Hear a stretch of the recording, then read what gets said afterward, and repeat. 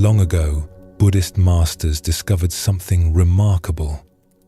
True peace, they realized, was not something to achieve through struggle or effort. It was something already here, hiding in plain sight. Tonight, we will go on a journey through ancient Zen stories that remind us of this truth.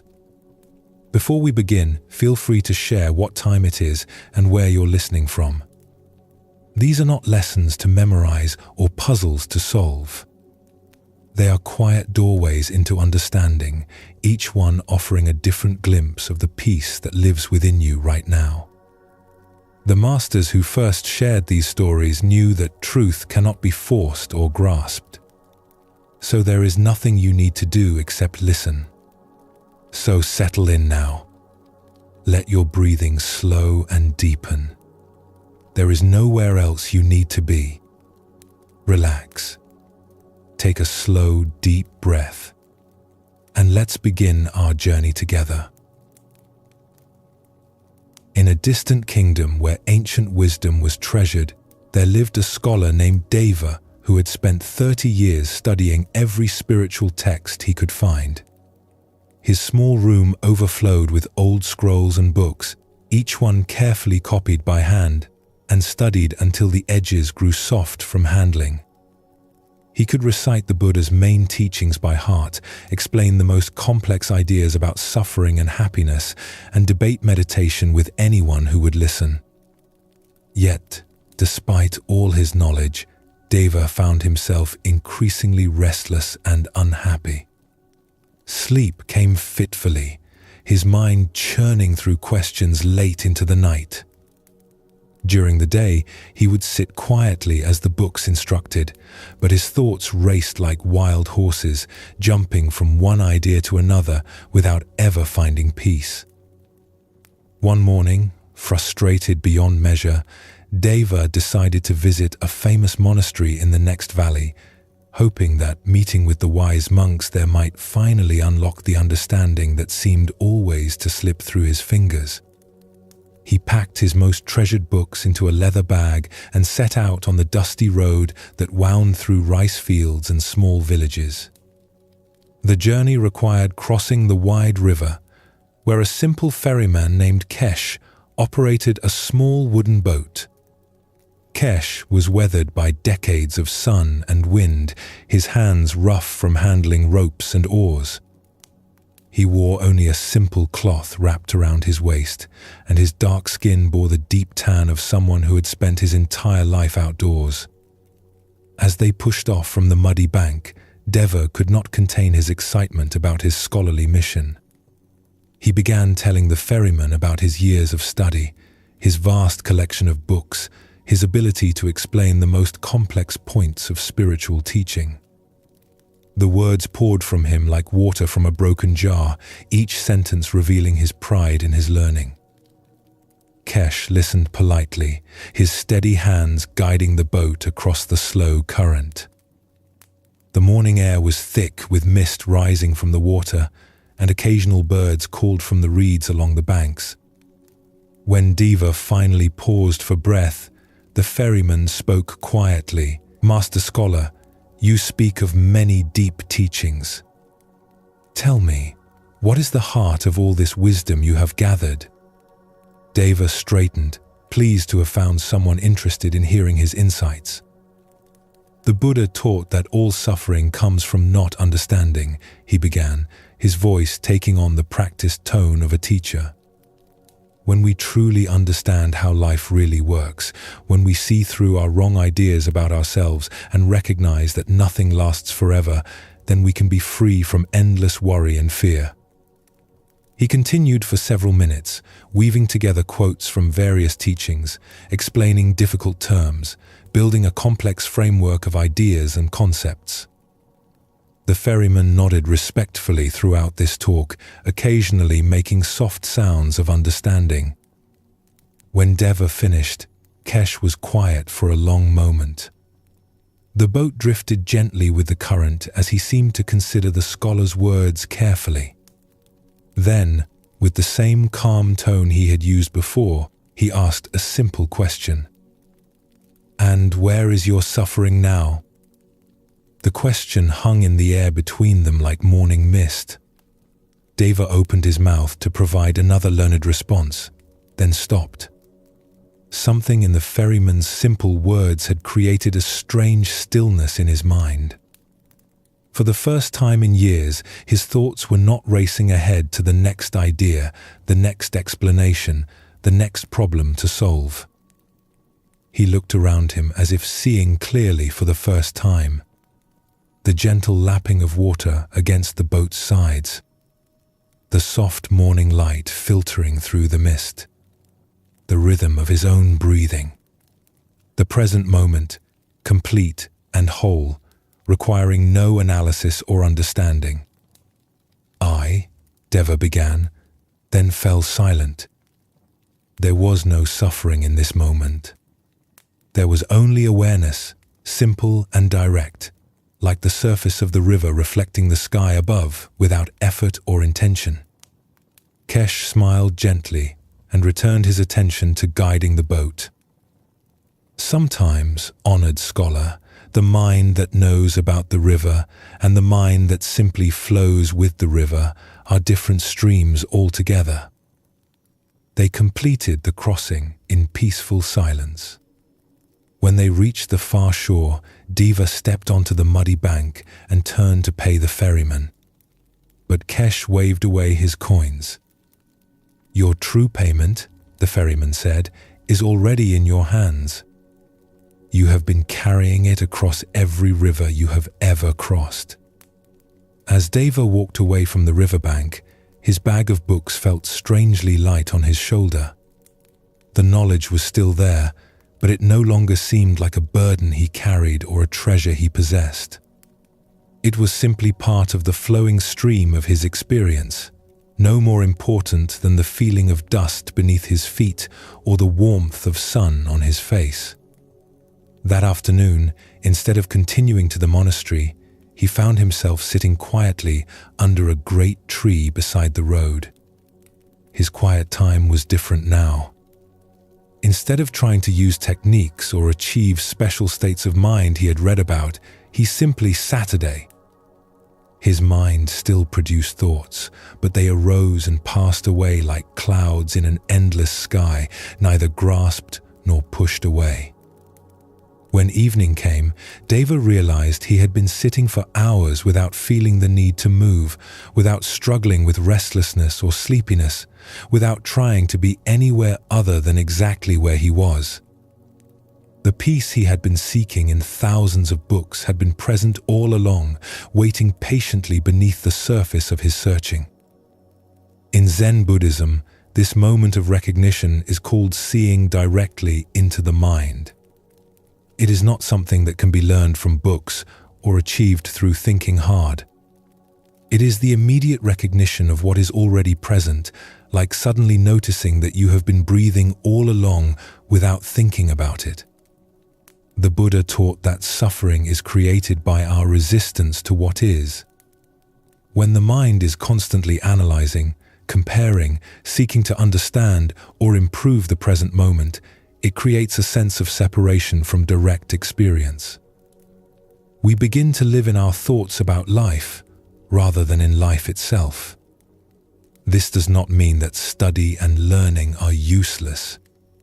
Deva's years of reading had prepared the ground of his understanding. But knowledge becomes wisdom only when it dissolves into direct experience, like salt dissolving into water.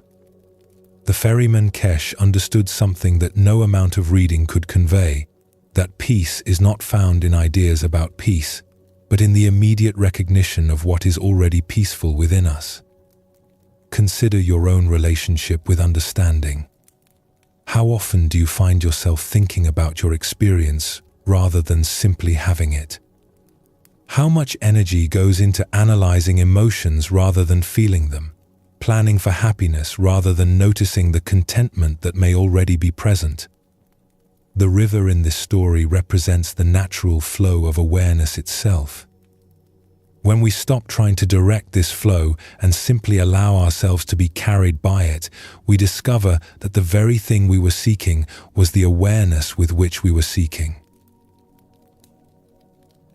In the remote hills where prayer flags flutter in thin air and eagles soar between snow-capped peaks, there lived a weaver named Pema, whose skill with wool and silk was known throughout the region.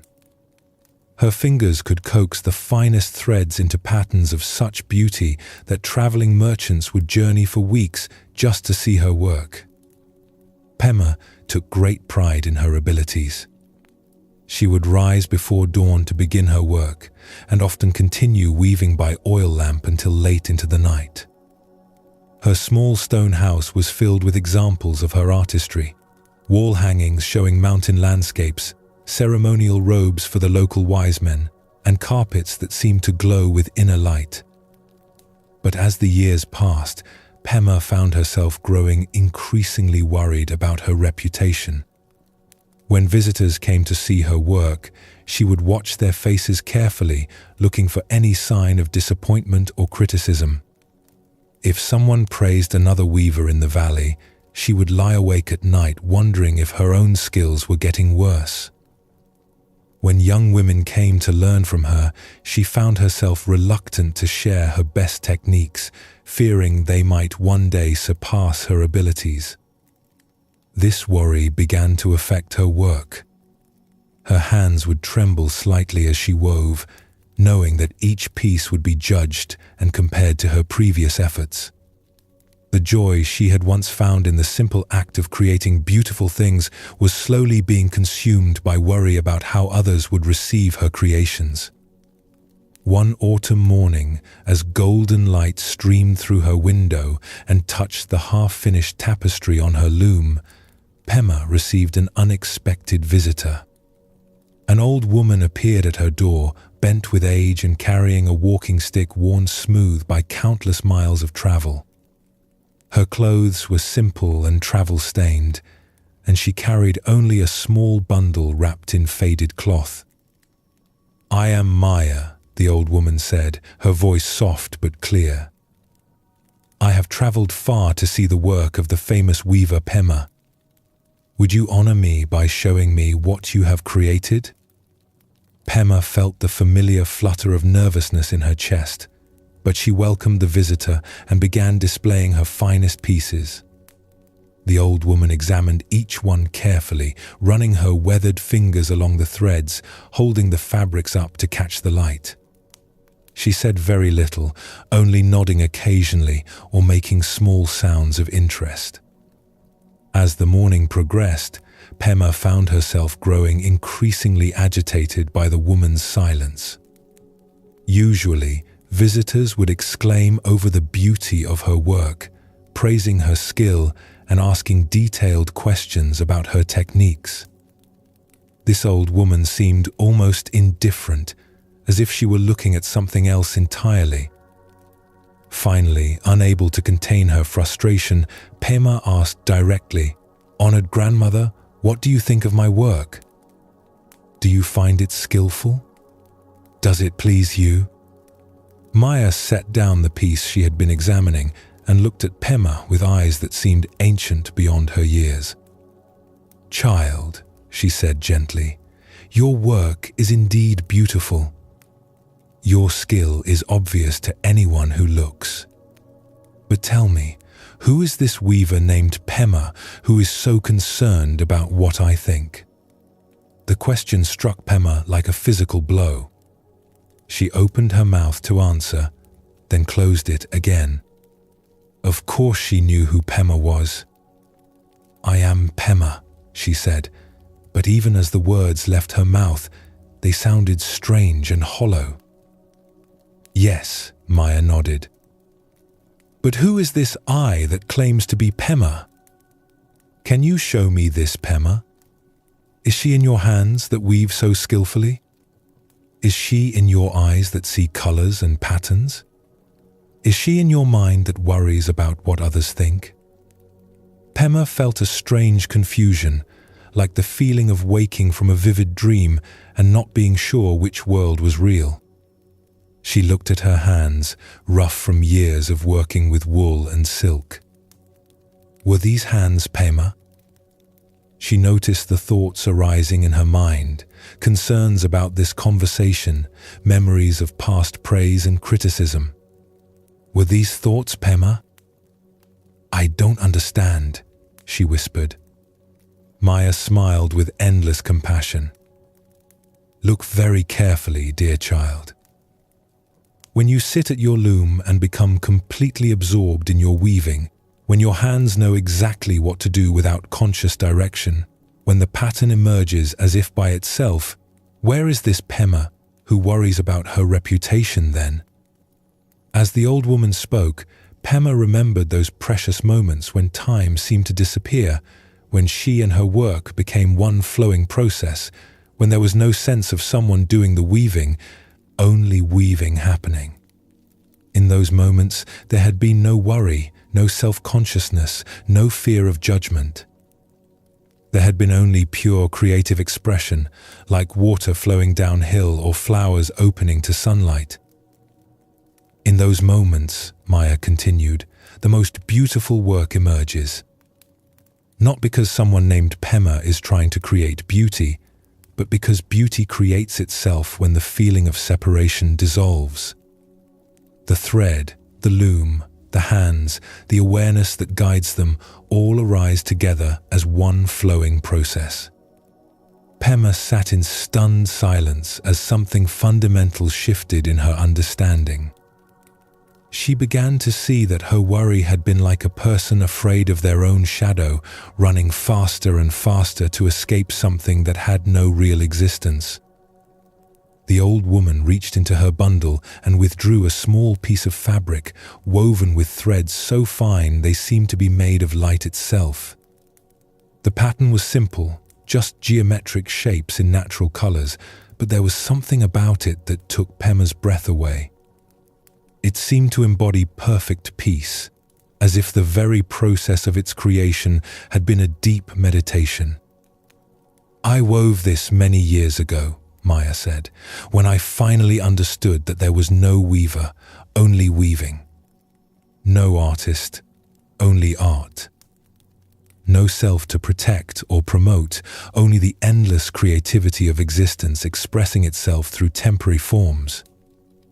She placed the fabric in Pema's hands. The moment it touched her fingers, Pema felt a deep recognition, as if she were looking at something she had always known but forgotten.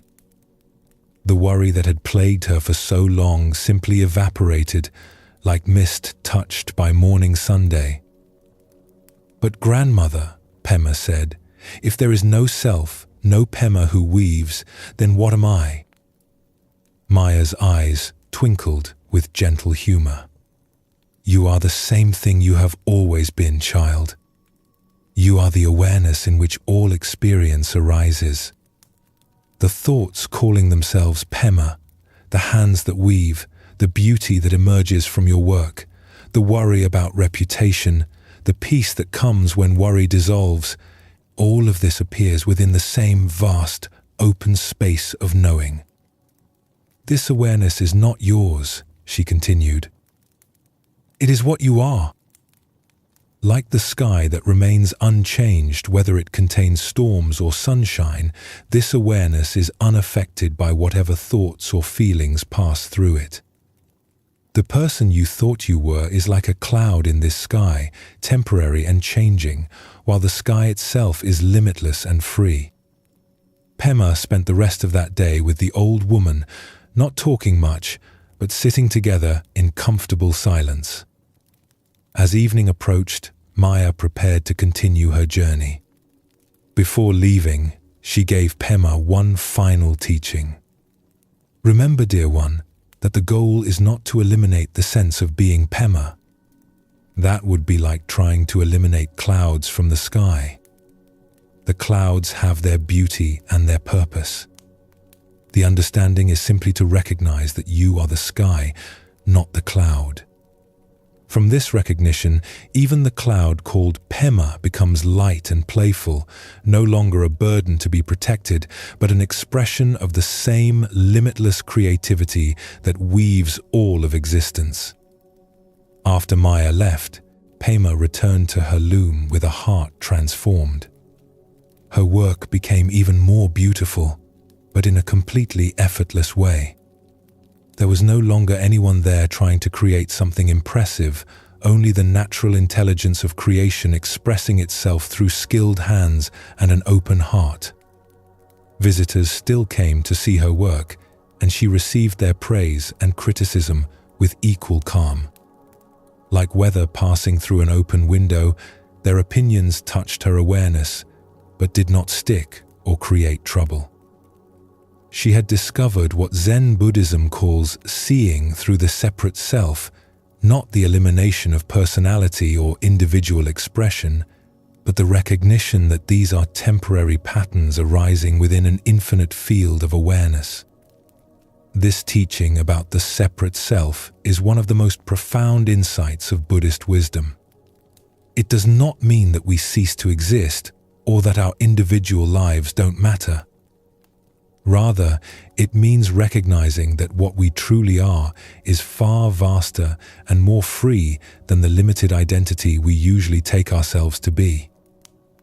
Most of our suffering comes from trying to protect and promote a self that exists only in our imagination. We worry about our reputation, defend our opinions, and struggle to maintain an image of who we think we should be.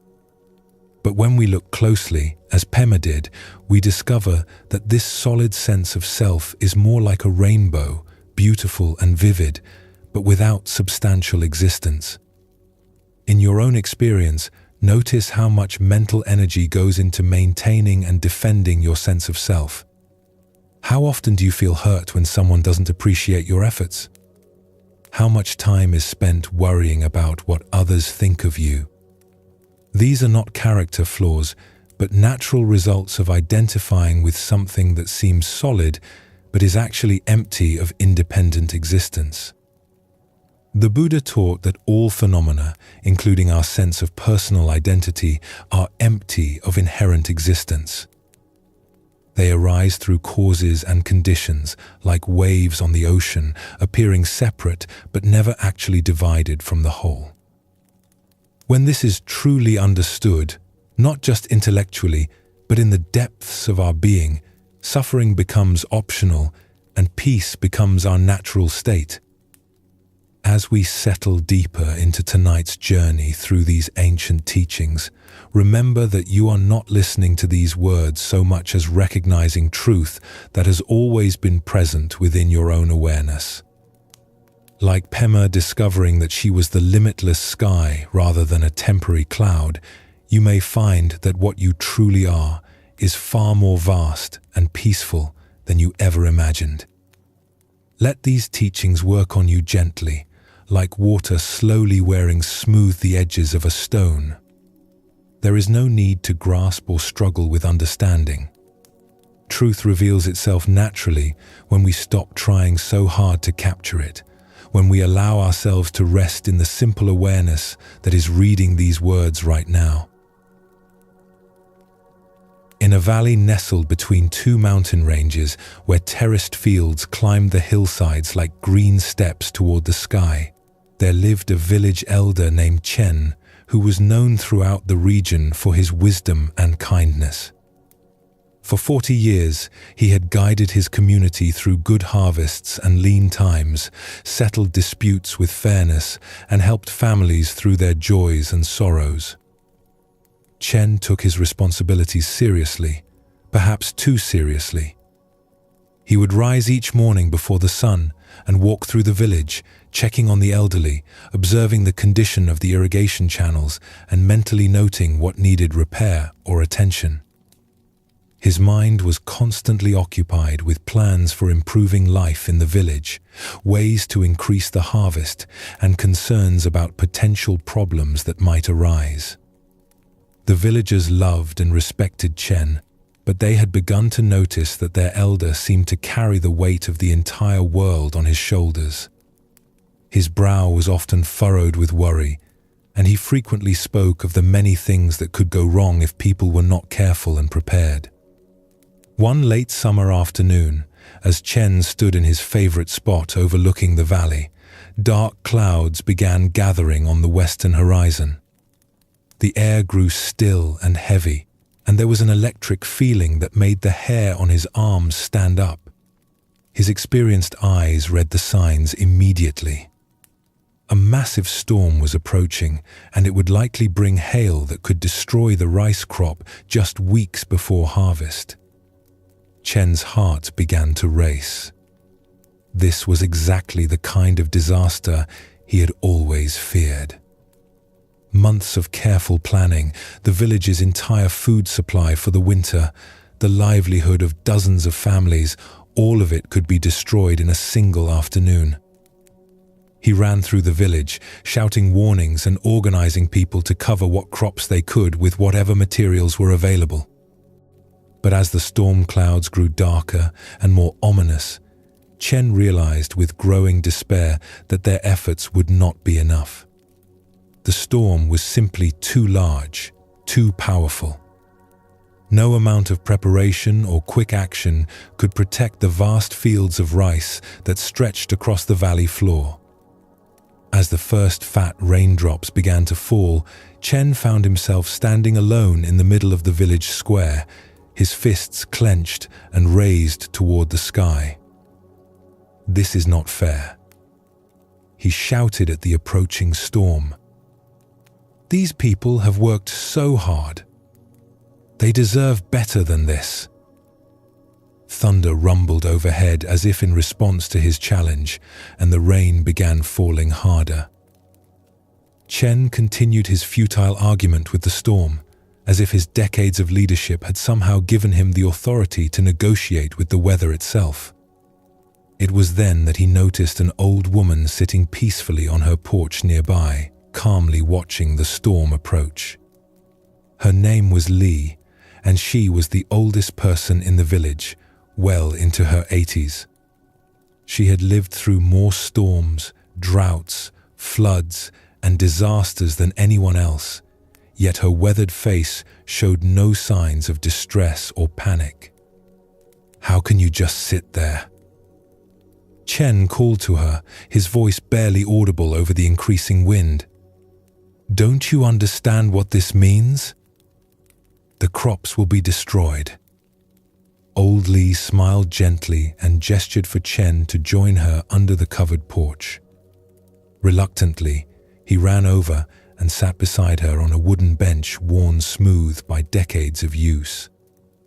The rain was now falling in sheets, and hail had begun to pelt the ground with sharp, icy stones.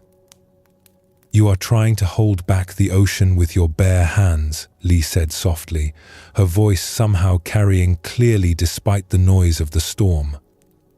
"Tell me, honored elder, in all your years of worrying about disasters that might come, how many of them have you actually prevented?"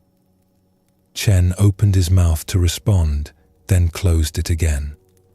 He thought back through decades of sleepless nights spent worrying about drought, disease, accidents, conflicts with neighboring villages. How many of these feared disasters had actually occurred? Some, certainly. But how many had his worry prevented? If he was honest with himself, the answer was none. "The storm will do what storms do," Li continued, her voice carrying a strange peace that seemed to calm something deep in Chen's chest. "The crops will survive, or they will not. The village will adapt, as villages always have. Your worry adds nothing to our preparation and subtracts much from your peace." As if to emphasize her point, a particularly loud crash of thunder shook the ground beneath them.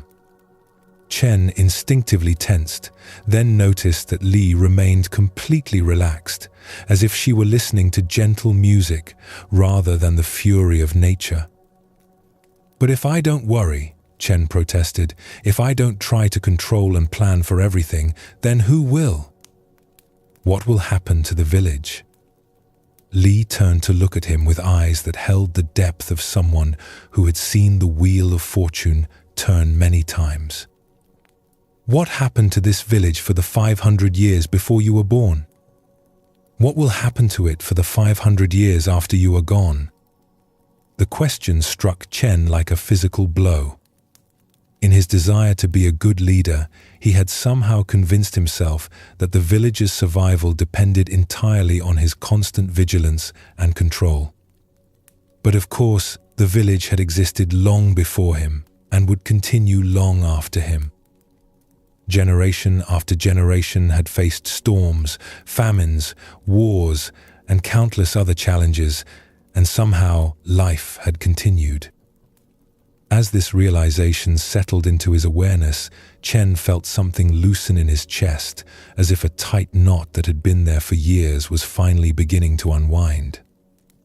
He looked out at the storm raging across their valley and, for the first time, saw it simply as a storm. Not as a personal enemy or a test of his leadership, but as a natural force following its own ancient patterns. "What do I do then?" he asked quietly. "How do I care for the village without carrying this burden?" Li was quiet for a long moment, listening to the rain drumming on the roof above them. "When you plant rice," she said finally, "you prepare the soil as best you can. You plant the seeds with care. You tend the young plants and keep the water channels clear. But you do not try to control the rain or command the Sunday. You do what is yours to do, then trust the larger forces to do what is theirs. The wise farmer plants in spring and harvests in autumn. He does not plant in winter because he wants rice sooner, and he does not skip autumn because he fears the work of harvesting. He works in harmony with forces much greater than himself." As Chen sat listening to these simple words, he felt a profound shift in his understanding. He had been trying to be responsible for things that were never his responsibility, while perhaps neglecting the things that truly were. His job was not to control the weather or guarantee perfect outcomes, but to prepare wisely and respond skillfully to whatever arose. The storm raged for another hour, then moved on as suddenly as it had arrived. When Chen and Li emerged from the porch, they discovered something remarkable. While some fields had indeed been damaged by hail, the majority of the rice crop had survived. The quick thinking and preparation of the villagers, combined with simple good fortune, had prevented the total disaster Chen had feared. But more importantly, Chen realized that even if the crop had been completely destroyed, the village would have found a way to survive and rebuild, just as it had countless times before. His worry and desperate attempts to control the uncontrollable had added nothing to their actual safety and had subtracted much from his own peace of mind. From that day forward, Chen continued to serve as the village elder, but with a completely different approach.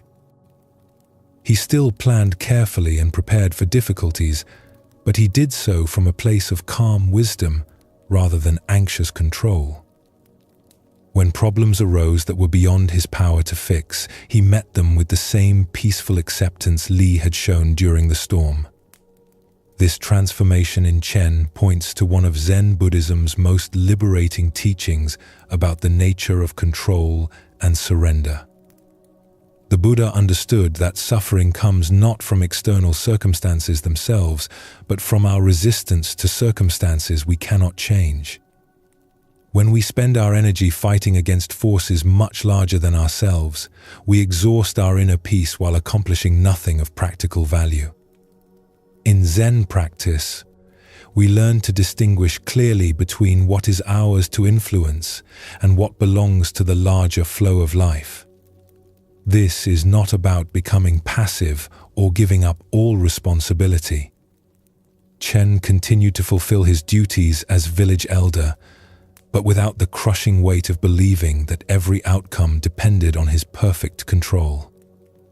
The Buddha taught that this kind of mental struggle is like a man shot by an arrow who refuses to have it removed until he knows who shot it, what kind of wood the arrow is made from, and why the archer chose to shoot him.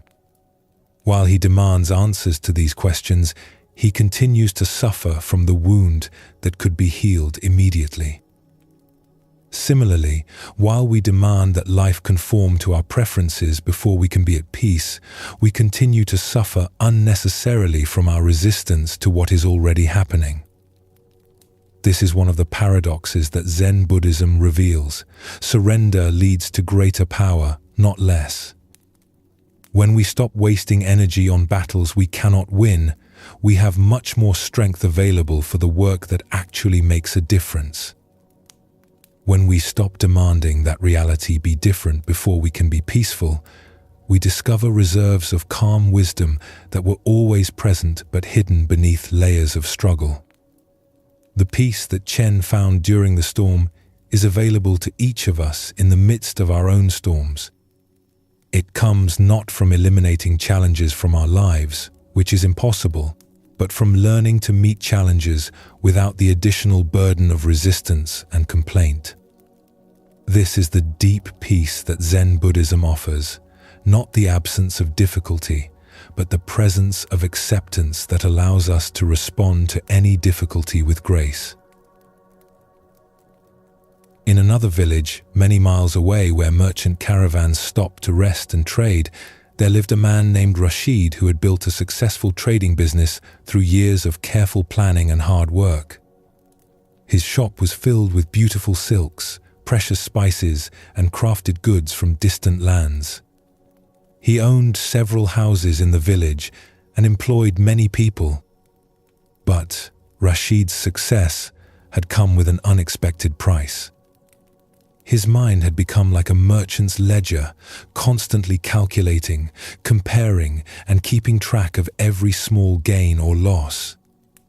He would lie awake at night, thinking about business deals, worrying about competitors, and planning strategies to increase his wealth. Even during times of prosperity, he could not shake the feeling that he needed to work harder, acquire more, and prepare for potential disasters that might destroy everything he had built. Over the years, this constant mental activity had begun to feel like a great weight pressing down on his shoulders. His wife noticed that he smiled less frequently and seemed always distracted by some internal worry. His children had learned not to interrupt him when he was thinking about business, which was nearly all the time. One evening, as Rashid sat in his shop counting the day's earnings and planning the next day's activities, an old traveling monk appeared at his door.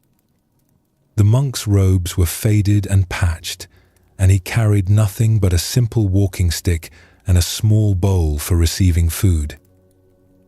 "Peace be with you, brother," the monk said in a gentle voice. "I am traveling to the monastery in the next valley and wonder if I might rest here for the night. I have no money to offer, but I can share some stories from my travels if you would welcome the company." Rashid looked up from his coins, annoyed at the interruption. His first impulse was to direct the monk to the public inn, but something in the old man's peaceful demeanor made him reconsider. Business had been good that day, and perhaps showing hospitality to a holy man would bring good fortune. "You are welcome to sleep in the back room," Rashid said somewhat grudgingly. "There is bread and tea in the kitchen."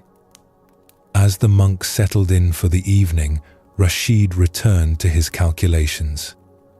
But he found himself distracted by the stranger's presence. There was something about the old man's complete contentment with his simple possessions that puzzled and slightly irritated the merchant. How could anyone be happy with so little? Didn't he worry about tomorrow? About security? About what would happen when he became too old to walk from village to village? Unable to concentrate on his business plans, Rashid eventually joined the monk in the kitchen, where the old man was sipping tea and gazing peacefully out the window at the stars. "You seem troubled, brother," the monk observed. "Your hospitality is generous, but I sense your mind is carrying a heavy burden." Despite himself, Rashid found the words spilling out of him. He told the monk about his business concerns, his worry about competition, his fear that all his success could disappear if he didn't remain constantly vigilant. He spoke of his desire to provide security for his family and his frustration that no amount of wealth ever seemed to be enough to guarantee that security. The monk listened with complete attention, nodding occasionally, but mostly just receiving Rashid's words with compassionate silence. When the merchant finally finished his long recital of worries, the monk was quiet for several moments. "Tell me," the monk said finally, "when you walk through the village carrying your heavy bags of goods to and from the market, do you also carry stones in your pockets?" Rashid looked confused. "Of course not. Why would I carry stones? They would only make my load heavier for no purpose." The monk smiled gently. "And yet, I notice you carry many stones in your mind.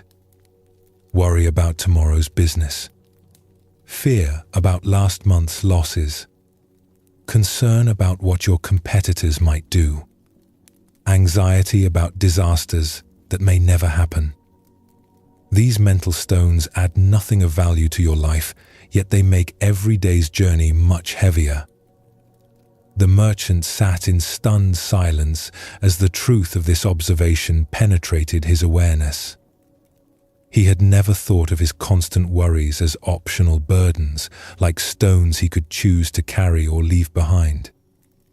They felt so much like necessary parts of being responsible that he had never questioned their value. "But surely," Rashid protested, "a successful merchant must think ahead, must plan and prepare and worry about potential problems. How else can business succeed?" The monk nodded thoughtfully. "There is wisdom in planning and prudence in preparation. But tell me, when you lie awake at night worrying about a deal that might go wrong, does this worry make the deal more likely to succeed? When you spend your energy fearing that a competitor might undercut your prices, does this fear actually protect you from competition?" Rashid considered this carefully. When he was honest with himself, he had to admit that his sleepless nights of worry had never once prevented a business problem or created a successful outcome. The planning and preparation he did during working hours was indeed valuable, but the mental churning that continued during his rest time served no practical purpose. The mind that is constantly looking ahead to future problems or behind to past mistakes, the monk continued, cannot fully attend to present opportunities. Like a man trying to walk forward while looking over his shoulder, such a mind often stumbles over blessings that lie directly in its path. As if to illustrate this point, the monk gestured toward the window where a magnificent full moon had risen above the mountains, bathing the village in silver light. "How long has this moon been shining tonight while we have been sitting here talking?" Rashid realized with surprise that he had not once noticed the beautiful night sky, even though he had been sitting next to the window for nearly an hour. His mind had been so occupied with thoughts of business that he had missed the simple wonder of the present moment. "This is what I mean about mental stones," the monk said softly. "They take up so much space in our awareness that we have little room left for the gifts that each moment offers freely. The worries we carry achieve nothing practical, yet they steal our capacity for peace and joy." The merchant felt something shifting inside his chest, as if a tight fist that had been clenched for years was finally beginning to open. "But how does one set down these mental burdens?" he asked. "They feel so much a part of me that I cannot imagine my mind without them." The monk was silent for a long time, sipping his tea and gazing at the moonlit landscape. Finally, He spoke in a voice so quiet that Rashid had to lean forward to hear. When a merchant travels a mountain path carrying a heavy load, he does not try to throw away all his goods at once. He might die of cold without his blanket or starve without his food. Instead, he examines each item carefully. This tool is essential for his trade. This blanket provides necessary warmth. This decorative object is beautiful, but adds only weight to his journey. In the same way, we can examine each thought and worry that fills our mind. This planning session helps me prepare for tomorrow's work.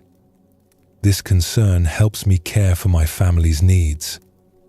But this endless mental rehearsal of disasters that may never happen, this constant comparison with other merchants' success, these add only weight to the journey without providing any benefit.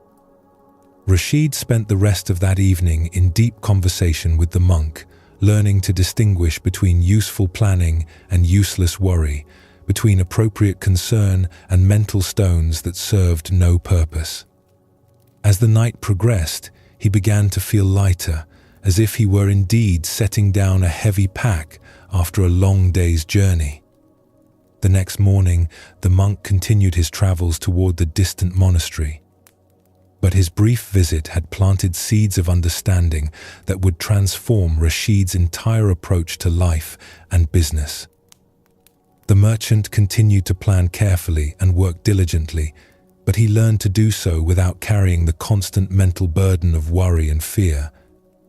His business actually became more successful, not less, because his mind was clearer and more present. He noticed opportunities that his previous anxious state had caused him to overlook. His relationships with family and customers improved because he was more attentive and less distracted by internal mental chatter. Most importantly, Rashid discovered that the security he had been seeking through endless accumulation and worry was actually found in learning to travel lightly through life, carrying only what was truly necessary and leaving behind the mental stones that had burdened his journey for so many years. The transformation in Rashid's life illustrates a fundamental insight of Zen Buddhism, that our thoughts about our problems often cause more suffering than the problems themselves. The Buddha taught extensively about this phenomenon, recognizing that the human mind has a tendency to take simple challenges and transform them into complex sources of ongoing distress through endless mental elaboration. In Zen practice, we learn to recognize this pattern and develop the skill of mental discernment. Not all thoughts that arise in the mind deserve our attention and energy. Some thoughts are like useful tools that help us navigate practical situations. Others are like the stones the monk described, adding weight without providing any benefit. The key is learning to observe our thoughts with gentle awareness rather than automatically believing and following every mental suggestion that arises. When you notice your mind beginning to spin stories about future disasters or past mistakes, you can ask yourself, is this thought helping me respond skillfully to a present situation, or is it just adding unnecessary weight to my mental load? This insight is central to Buddhist psychology and the path to deep peace that these teachings offer. The Buddha observed that human beings create most of their own suffering through mental habits that seem protective but actually increase distress. Learning to identify and release these habits is like learning to travel through life with a much lighter pack. The freedom that comes from this kind of mental housekeeping is one of the great gifts of Zen Buddhism. It offers practical wisdom for reducing unnecessary suffering while maintaining appropriate engagement with life's genuine challenges. When we learn to travel lightly through our days, carrying only the thoughts and concerns that actually contribute to skillful living, we discover reserves of peace and energy that were always available but hidden beneath layers of mental clutter. This is the deep peace that these ancient teachings point toward, not the peace of having no problems, but the peace of meeting problems without the additional weight of mental resistance and elaboration. In this lightness of being, we find that life's inevitable challenges can be navigated with grace, wisdom, and even moments of joy that would be impossible when the mind is burdened with unnecessary stones. High in the mountains, where ancient temples clung to misty peaks like birds' nests on cliffsides, there lived a young monk named Jiro who had been given the sacred duty of ringing the temple bells. Each day at dawn, noon, and dusk, he would climb the wooden steps to the bell tower and strike the great bronze bell with a heavy wooden mallet, sending its deep voice rolling across the valleys below. For the first few months of his appointment, Jiro took great pride in his responsibility. The bell was magnificent, cast centuries ago by master craftsmen and decorated with intricate designs of dragons and lotus flowers.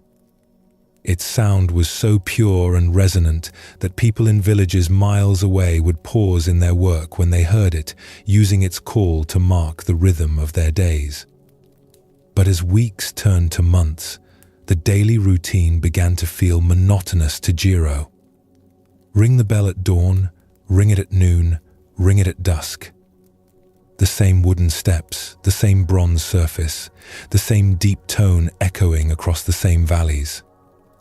His mind started to wander during the bell-ringing ceremony, thinking about his studies, his family back home, or his hopes of one day becoming a respected teacher.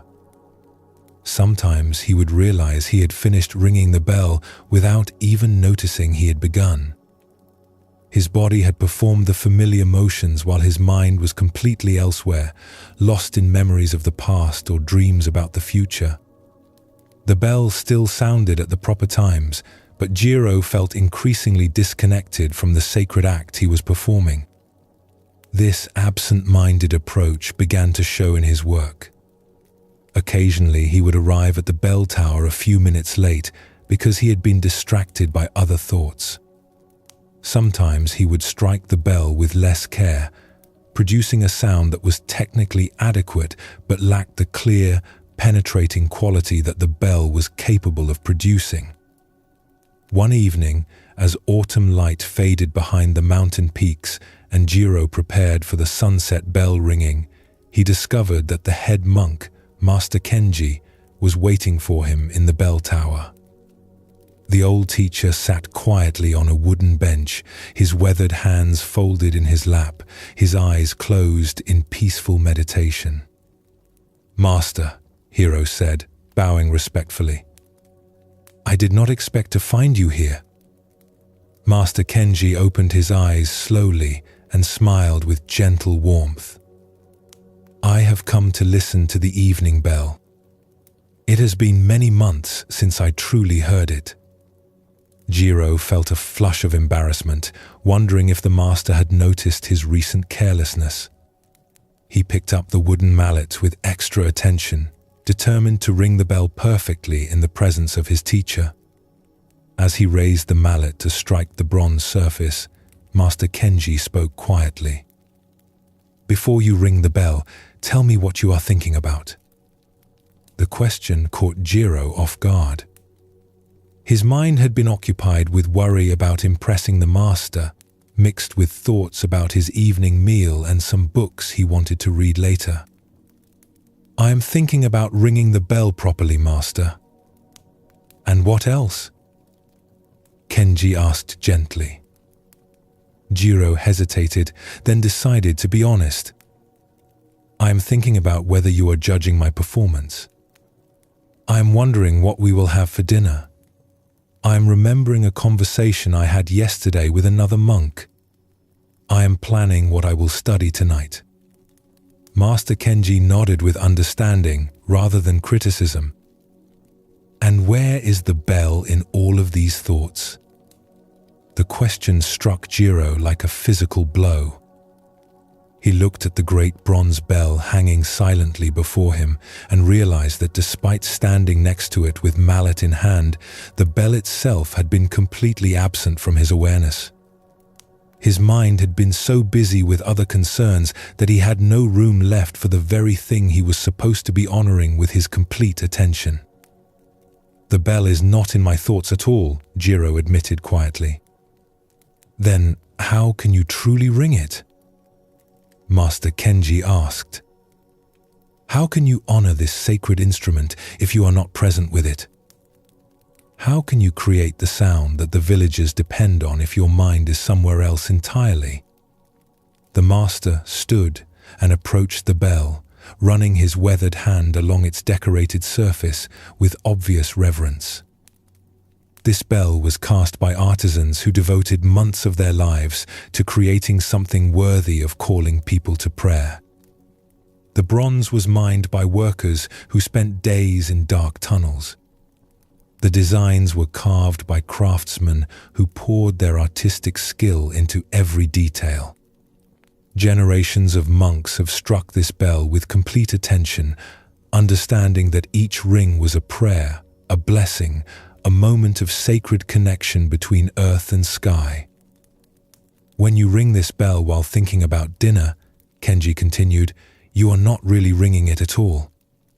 You are making noise while your attention is elsewhere. The bell deserves better. The villages that depend on its call deserve better.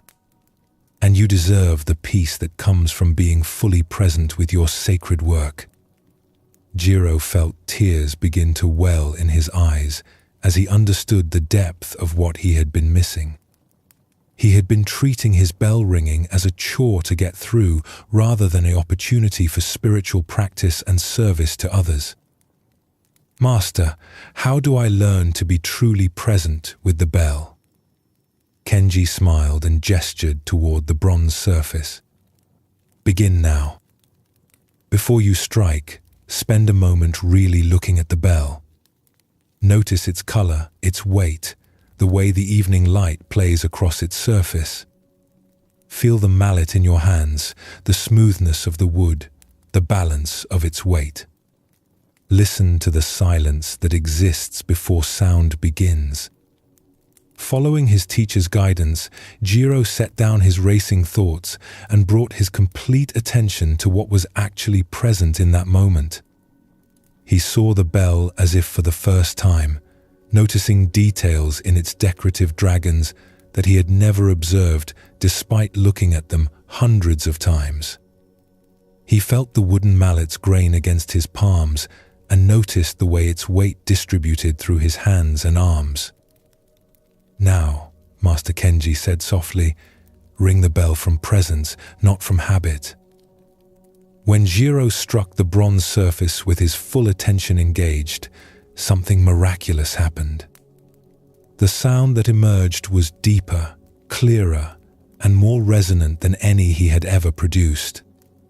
It seemed to arise not just from the bell, but from the complete attention he had brought to the moment. The tone rolled across the valleys below with a quality of presence that seemed to carry peace to everyone who heard it. As the sound faded into silence, Jiro stood in wonder at what he had experienced. The same bell, the same mallet, the same tower, but everything had been transformed by the quality of attention he had brought to the simple act of creating sound.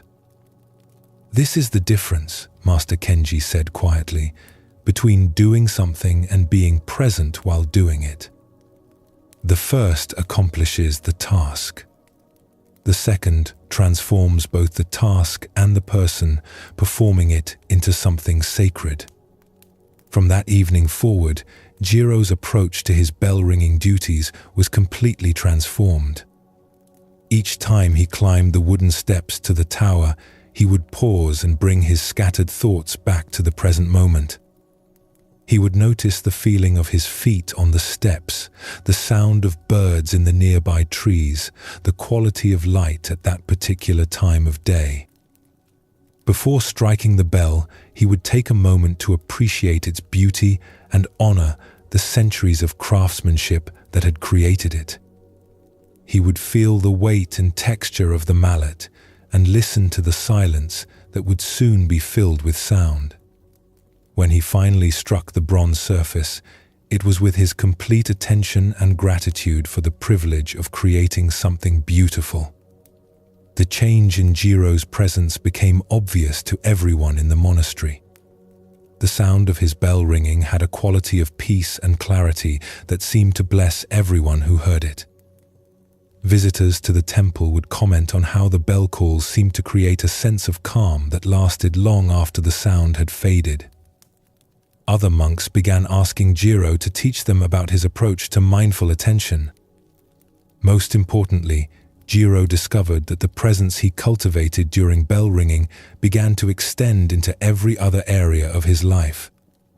When he swept the temple floors, he was fully present with the broom and the dust and the rhythm of cleaning.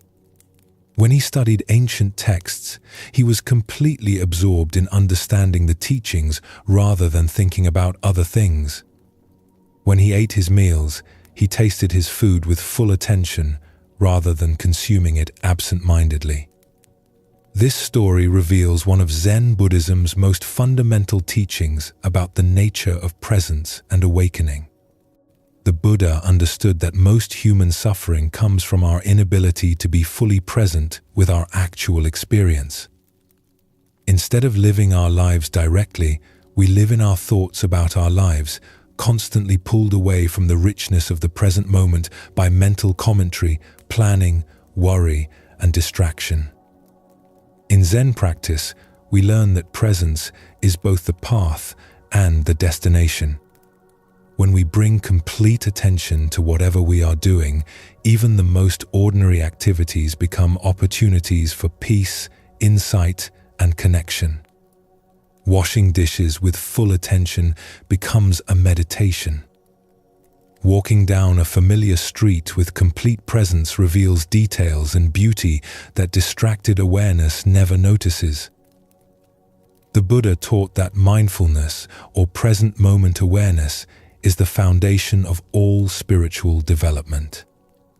Without the ability to be fully present with our experience, we cannot develop genuine wisdom about the nature of mind and reality. We cannot cultivate authentic compassion because we are not truly present with other people's suffering. We cannot find lasting peace because we are always mentally somewhere else, chasing after conditions that we imagine will finally make us happy. But when we learn to be fully present, as Jiro did with his bell, we discover that each moment contains everything we have been seeking. The peace we thought we would find in future accomplishments is available right now in wholehearted engagement with present activities. The satisfaction we imagined would come from external achievements is actually found in the quality of attention we bring to whatever we are doing. This does not mean that goals and planning become unimportant, but that they are held lightly rather than becoming obsessions that steal our attention from present experience. Jiro continued to improve his skills as a monk and eventually became a respected teacher, but his success came through presence rather than anxious striving. In a prosperous city where merchants traded silk and spices from distant lands, there lived a judge named Master Wei, who was known throughout the region for his strict adherence to the law and his swift, decisive punishments. For 15 years, he had presided over the central courthouse, where citizens brought their disputes and criminals faced justice for their wrongdoings. Wei took great pride in his reputation for fairness and consistency. He studied the legal codes carefully, weighed evidence thoroughly, and delivered judgments without favoritism or emotion. Rich and poor received equal treatment under his careful application of the law. Merchants respected his decisions in business disputes, and families trusted him to settle inheritance matters fairly. Yet, for all his dedication to justice, Wei found himself growing increasingly bitter and weary as the years passed. Each day brought a parade of human weakness and wrongdoing through his courthouse. thieves who stole from honest workers, merchants who cheated their customers, family members who fought over money, neighbors who couldn't resolve simple disagreements without involving the courts. The steady stream of human failings had gradually hardened Wei's heart. He began to see people primarily as collections of their worst actions rather than as complex beings with their own struggles and circumstances. A man who stole bread became simply a thief. A woman who lied to protect her family became a liar. A young person who fought in anger became a troublemaker. This hardened perspective extended beyond the courthouse into Wei's personal life. He found himself judging everyone he encountered, from servants in his household to fellow officials in the government. His conversations became filled with criticism and complaints about the moral failings he observed in others. Friends began to avoid him, finding his constant negativity exhausting and depressing. One autumn morning, as Wei walked to the courthouse through the busy market streets, he witnessed a scene that filled him with familiar irritation. A young man was running frantically through the crowd, pushing past people and knocking over baskets of fruit and vegetables. Merchants shouted angrily as their goods scattered across the dusty ground. Wei's immediate reaction was disgust at this obvious display of selfishness and disrespect. Here was yet another example of the thoughtless behavior that plagued society. The young man clearly had no consideration for others, no respect for people's hard work, no sense of responsibility for the damage he was causing. But as Wei prepared to summon the city guards to arrest the troublemaker, an elderly street sweeper who had been quietly cleaning nearby approached him with urgent words. "Honorable Judge," the old man said breathlessly, "that young man is not causing trouble for its own sake. His wife has gone into labor with their first child, but there are complications."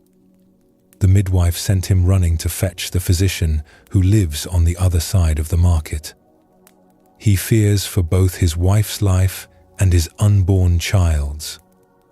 Wei stopped in his tracks, his anger suddenly replaced by confusion. The same actions he had interpreted as selfish rudeness were actually desperate attempts to save lives. The young man wasn't thoughtlessly destroying property. He was racing through an obstacle course of market stalls to reach help for his family. "How do you know this?" Wei asked the street sweeper. The old man smiled gently. "I have been cleaning these streets for 40 years, honored judge. I have learned to watch and listen before I judge. This young man ran past me earlier, calling out his wife's name and praying to the Buddha for help. His face shows love and terror, not anger or selfishness." As Wei watched the young man disappear around a corner, still running desperately toward the physician's house, he felt something crack open in his chest. For years, he had been observing human behavior from the elevated position of his judge's seat, seeing only the surface actions without understanding the stories beneath them. "Old father," Wei said quietly, "you see more clearly from street level than I do from my high bench." The street sweeper leaned on his broom and looked at Wei with eyes that held decades of patient observation. "Perhaps, honored judge, but you have a more difficult task than I do. I only need to understand what I see. You must decide what to do about it." That simple statement haunted Wei for the rest of the day. As he sat in his courthouse hearing various cases, he found himself wondering about the stories behind each person's actions. What circumstances had led the accused thief to take food? What pressures had caused the merchant to bend the truth? What pain might be driving the family members who fought so bitterly over their inheritance? This new way of seeing began with small observations. Wei noticed that the man accused of stealing grain had thin children and desperate eyes. The woman who had lied about a debt had bruises on her arms that suggested trouble at home. The young people involved in a fight were from different parts of the city where tensions had been growing over limited work opportunities. None of these observations excused the illegal behavior, but they revealed it as part of larger human stories filled with complexity, suffering, and difficult choices. Wei began to see that his role as a judge was not simply to punish wrongdoing, but to understand the conditions that created wrongdoing and respond in ways that might address deeper problems. That evening, Wei sought out the old street sweeper and found him finishing his work as the sun set behind the market stalls. "Old father," Wei said, bowing respectfully, "I have been thinking about your words all day. How do you maintain such patience and understanding when you see so much human folly and weakness?" The street sweeper set down his broom and gestured for Wei to sit with him on a stone bench near a small shrine dedicated to the Buddha's compassion. Oil lamps flickered in the growing darkness, and the sounds of the market settling into evening quiet surrounded them. "Many years ago," the old man said, "I was much like you are now. I saw people's mistakes and failures, and I judged them harshly. I believed that my ability to see their faults made me superior to them. What changed?" Wei asked.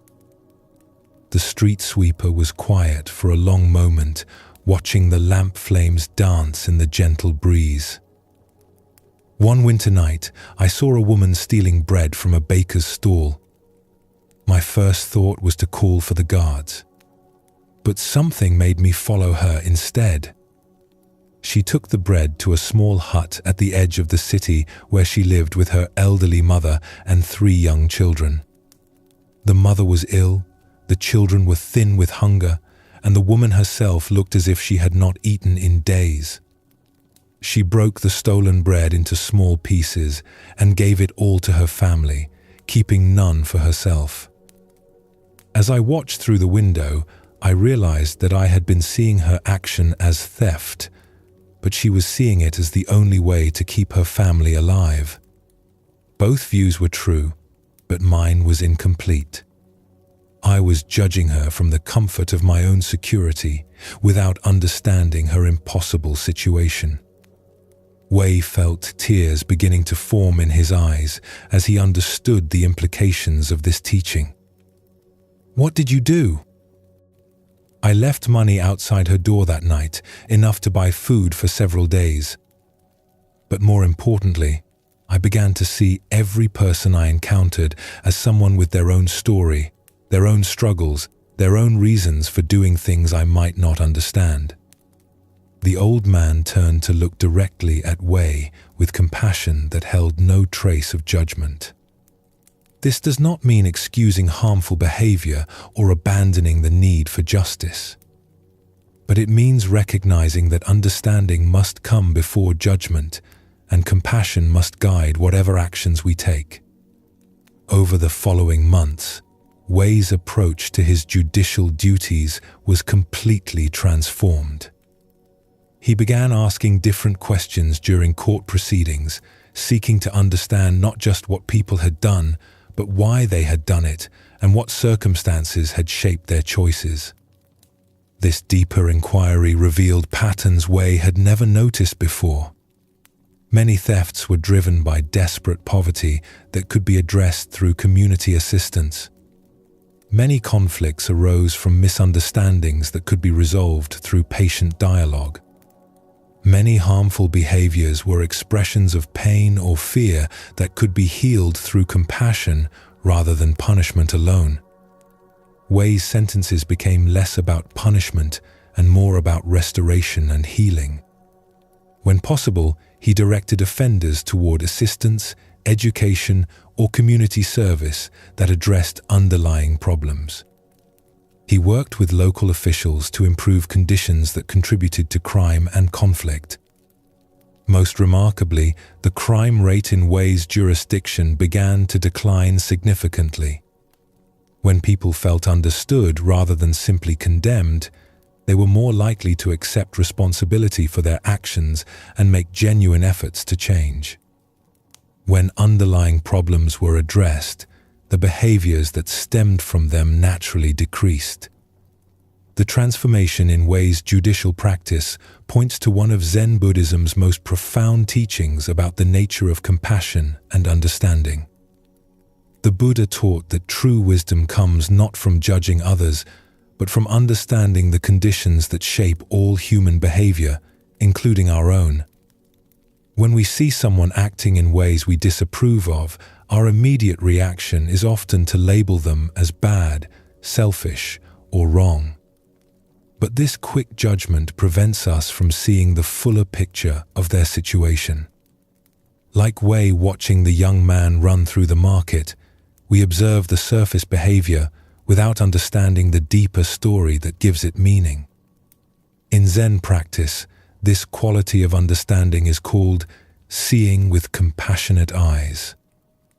It means looking at others the way we would want to be looked at when we are at our worst, with awareness of the full complexity of human experience rather than quick judgments based on limited information. Think about times when you have been misunderstood by others who judged your actions without knowing your circumstances. Perhaps you were short-tempered with someone because you were dealing with stress they knew nothing about. Maybe you made a mistake at work because you were distracted by personal problems. In those moments, you likely wished that others could see beyond your behavior to understand the fuller context of your situation. The Buddha taught that all beings want to be happy and free from suffering, just as we do. When people act in harmful ways, they are usually trying to meet legitimate needs or escape genuine pain, but doing so through methods that don't work or that create additional problems. Understanding this doesn't excuse their behavior, but it opens possibilities for responses that address underlying needs rather than simply opposing surface actions. In the mountain village where mist clung to terraced fields like silk scarves hung out to dry, there lived a woman named Li Mei who was known throughout the region for her remarkable capacity to forgive. No matter how badly people treated her, no matter what disappointments or betrayals she experienced, she seemed to maintain a heart that held no bitterness or resentment. This unusual quality had been tested many times throughout Li Mei's life. Her first husband had left her and their young son to pursue a merchant's life in the city, never returning and leaving her to raise their child alone. Her brother had borrowed most of her savings to start a business, then lost the money through poor decisions and never repaid her. Several people she had helped generously during difficult times had turned against her when village politics became complicated. Yet through all these disappointments, Li Mei continued to treat everyone with kindness and respect. She spoke well of people who had hurt her, helped those who had been ungrateful for her previous assistance, and maintained friendships with those who had gossiped about her behind her back. This behavior puzzled many people in the village. Some admired her for what they saw as remarkable strength of character. Others wondered if she was simply weak or foolish, allowing people to take advantage of her generosity without consequences. A few even suspected that her forgiveness was insincere, a way of maintaining a good reputation while secretly holding grudges. The mystery of Li Mei's unusual capacity for forgiveness deepened when her grown son, Chen, made a decision that shocked everyone who knew the family. After years of Li Mei's patient support through his education and early career, Chen announced that he was moving to the distant capital city to pursue opportunities that would likely mean he would rarely return home. What made this decision particularly painful was that Li Mei had recently been diagnosed with a serious illness that would require ongoing care and support.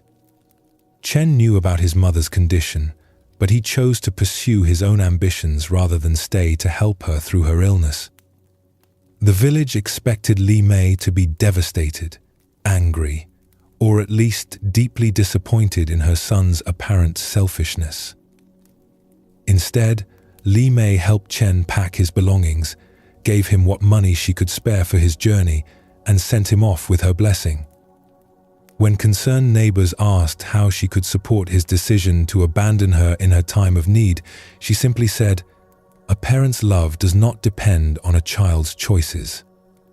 My happiness for his success is not diminished by my sadness at his absence." This response finally prompted one of the village elders, an old teacher named Master Huang, who had observed Li Mei's unusual behavior for many years, to approach her directly with his curiosity. "Sister Li Mei," he said one afternoon as she tended her small garden despite her increasing weakness from illness, "I have watched you for decades, and I confess I do not understand the source of your remarkable forgiveness. Others in your situation would be bitter, angry, or at least deeply hurt. Yet you seem to maintain genuine peace and kindness toward everyone, including those who have caused you pain. What is the secret of this capacity?" Li Mei set down her gardening tools and invited Master Huang to sit with her on a wooden bench in the shade of an old plum tree. For a long moment, she was quiet, as if considering how to explain something that had become as natural to her as breathing. "Honored teacher," she said finally, "may I tell you about something that happened to me many years ago when my son was still small?" Master Huang nodded, settling in to listen carefully. "I was walking to the market one morning, carrying Chen on my back because he was too young to walk the full distance. The path was muddy from recent rains, and I was being very careful with each step to avoid slipping. As I rounded a corner, a man coming from the opposite direction bumped into me hard, nearly knocking both Chen and me into the mud. My first reaction was anger," Li Mei continued. "I thought, how rude and careless. Can't he see I'm carrying a child?" I was about to speak sharply to him when I noticed something that changed everything. "What did you notice?"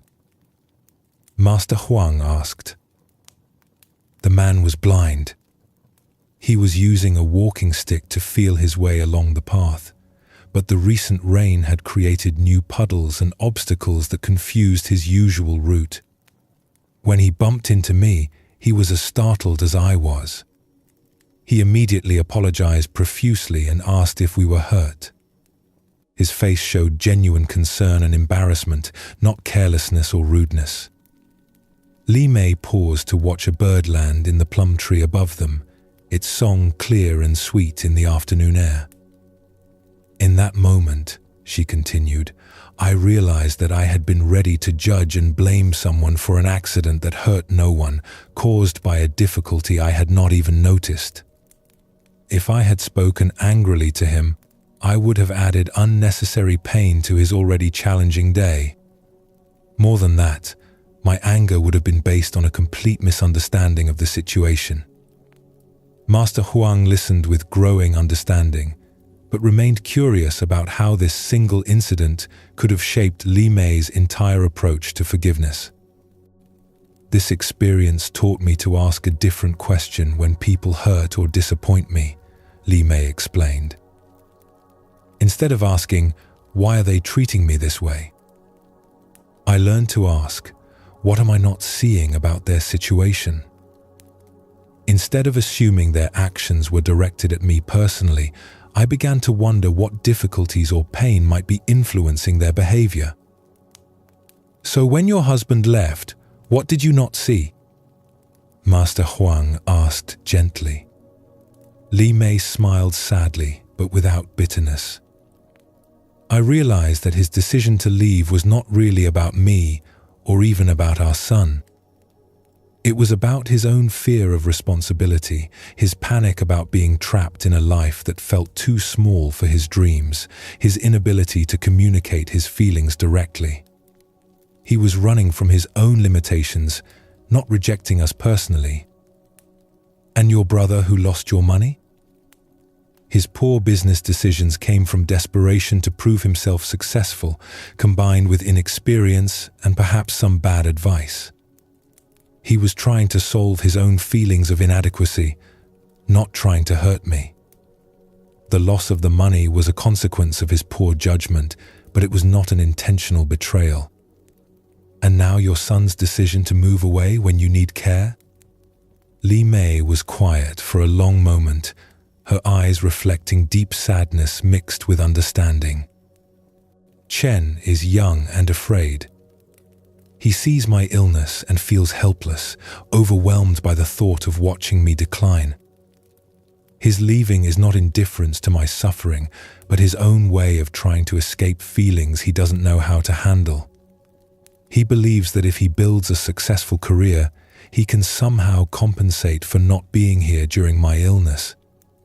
Master Huang sat in amazed silence as he absorbed the depth of Li Mei's insight.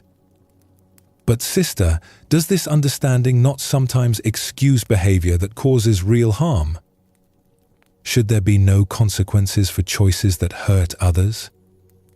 Li Mei nodded thoughtfully. Understanding does not mean excusing or accepting harmful behavior without question. If my husband had wanted to return, we would have needed to address the problems that caused him to leave in the first place. If my brother asks to borrow money again, I would need to consider whether doing so would truly help him or enable him to avoid learning from his mistakes. But understanding does free me from carrying anger and resentment that would only add to the suffering already present in these situations. When I understand that people's hurtful actions usually stem from their own pain or limitations rather than malice toward me, I can respond from wisdom and compassion rather than from wounded pride or desire for revenge. Most importantly, she continued, this understanding allows me to love people despite their mistakes and limitations, just as I hope to be loved despite my own. We are all doing the best we can with the understanding, resources, and emotional capabilities we have at any given moment. Sometimes our best is not very good, but it is still our best. The conversation with Master Huang took place just months before Li Mei's illness progressed beyond her ability to care for herself. Word of her condition eventually reached Chen in the distant capital, and he returned home filled with guilt and regret about his decision to leave. He expected to find his mother angry or hurt by his absence during her greatest time of need. Instead, Li Mei welcomed him with the same unconditional love she had always shown, helping him understand that love does not keep a record of mistakes or require payment for forgiveness. She spent her final weeks teaching him the same wisdom about compassion and understanding that had shaped her own life, ensuring that her capacity for forgiveness would continue through him long after she was gone. Li Mei's story reveals one of the deepest teachings about compassion in Zen Buddhism. The Buddha understood that forgiveness is not primarily about other people's behavior, but about freeing ourselves from the burden of carrying resentment and anger. When we truly understand the conditions that shape everyone's actions, including our own, forgiveness becomes a natural response rather than a difficult spiritual achievement. Most of us have been taught to think about forgiveness as something we do for other people, a kind of gift we give to those who have wronged us. But Li Mei discovered that forgiveness is actually something we do for ourselves, a way of releasing the mental and emotional weight of holding grudges and nursing wounds. The key insight in her approach was recognizing that most harmful behavior stems from pain, fear, confusion, or limitation rather than malice. When someone hurts us, they are usually trying to meet their own legitimate needs or avoid their own suffering, but doing so in ways that don't work or that create additional problems. The Buddha taught that holding on to anger is like grasping a hot coal with the intention of throwing it at someone else. You are the one who gets burned. Li Mei had learned to set down the coal, not because the other person deserved her forgiveness, but because she deserved the peace that comes from not carrying hot coals around in her heart. The deep peace that these teachings offer comes not from eliminating difficult people from our lives, which is often impossible, but from learning to meet difficulty with understanding rather than reactive anger. In this understanding, we find that forgiveness is not a burden we must carry, but a freedom we can claim, releasing ourselves from the prison of resentment to discover the natural compassion that was always available beneath our wounded pride. In a bustling trading city where caravans arrived daily from distant kingdoms carrying precious goods, there lived a silk merchant named Han who had built his entire identity around his success in business. For 20 years, he had carefully cultivated relationships with the finest silk weavers, developed an eye for quality that was respected throughout the region, and accumulated wealth that allowed him to live comfortably and support his extended family. Han's shop was filled with bolts of silk in every imaginable color and texture. Customers came from neighboring cities specifically to see his collection, knowing that Han's silk was always of the highest quality and his prices were fair. He took deep pride in his reputation and worked tirelessly to maintain the standards that had made his business successful. But Han's prosperity had come with an unexpected burden. Over the years, his sense of worth had become completely tied to his business success. When sales were good, he felt happy and confident. When business was slow, he became anxious and depressed. He would lie awake at night worrying about competition from other merchants, changes in trade routes that might affect his supply, or economic conditions that could reduce demand for luxury goods. His wife noticed that Han could no longer enjoy simple pleasures without connecting them to his business concerns. Even during family celebrations, part of his mind was always calculating profits, planning future purchases, or worrying about potential problems. His happiness had become completely dependent on external circumstances that he could not fully control. One autumn, Han made his largest investment ever, using most of his savings to purchase an enormous shipment of the finest silk from a master weaver known throughout the kingdom for his artistry. The silk was extraordinarily beautiful, woven with threads so fine they seemed to capture light itself. Han was confident that this investment would establish him as the premier silk merchant in the entire region. The shipment was traveling by caravan across the desert, a journey that typically took 3 weeks. Han spent those weeks in a state of excited anticipation, planning how he would display the silk, calculating the profits he would make, and imagining the admiration his customers would express when they saw such magnificent goods. But the caravan never arrived. Word came through desert travelers that the caravan had been caught in an unexpected sandstorm of unusual severity. While the people had survived by taking shelter, all the goods had been destroyed by the driving sand and fierce winds. Han's entire investment was lost completely. When Han received this news, he felt as if the ground beneath his feet had given way. Not only had he lost his life savings, but his reputation as a successful merchant was now in question. His shop looked sparse with so much of his inventory gone. Customers began going to other merchants who still had extensive stock. Suppliers became reluctant to extend credit to someone who had suffered such a massive loss. Within a matter of weeks, Han went from being one of the most successful merchants in the city to struggling to keep his business doors open. The comfortable life he had built over 20 years seemed to be crumbling around him. He fell into deep despair, unable to sleep or eat properly, consumed by anger at the unfairness of losing everything to a freak weather event completely beyond his control.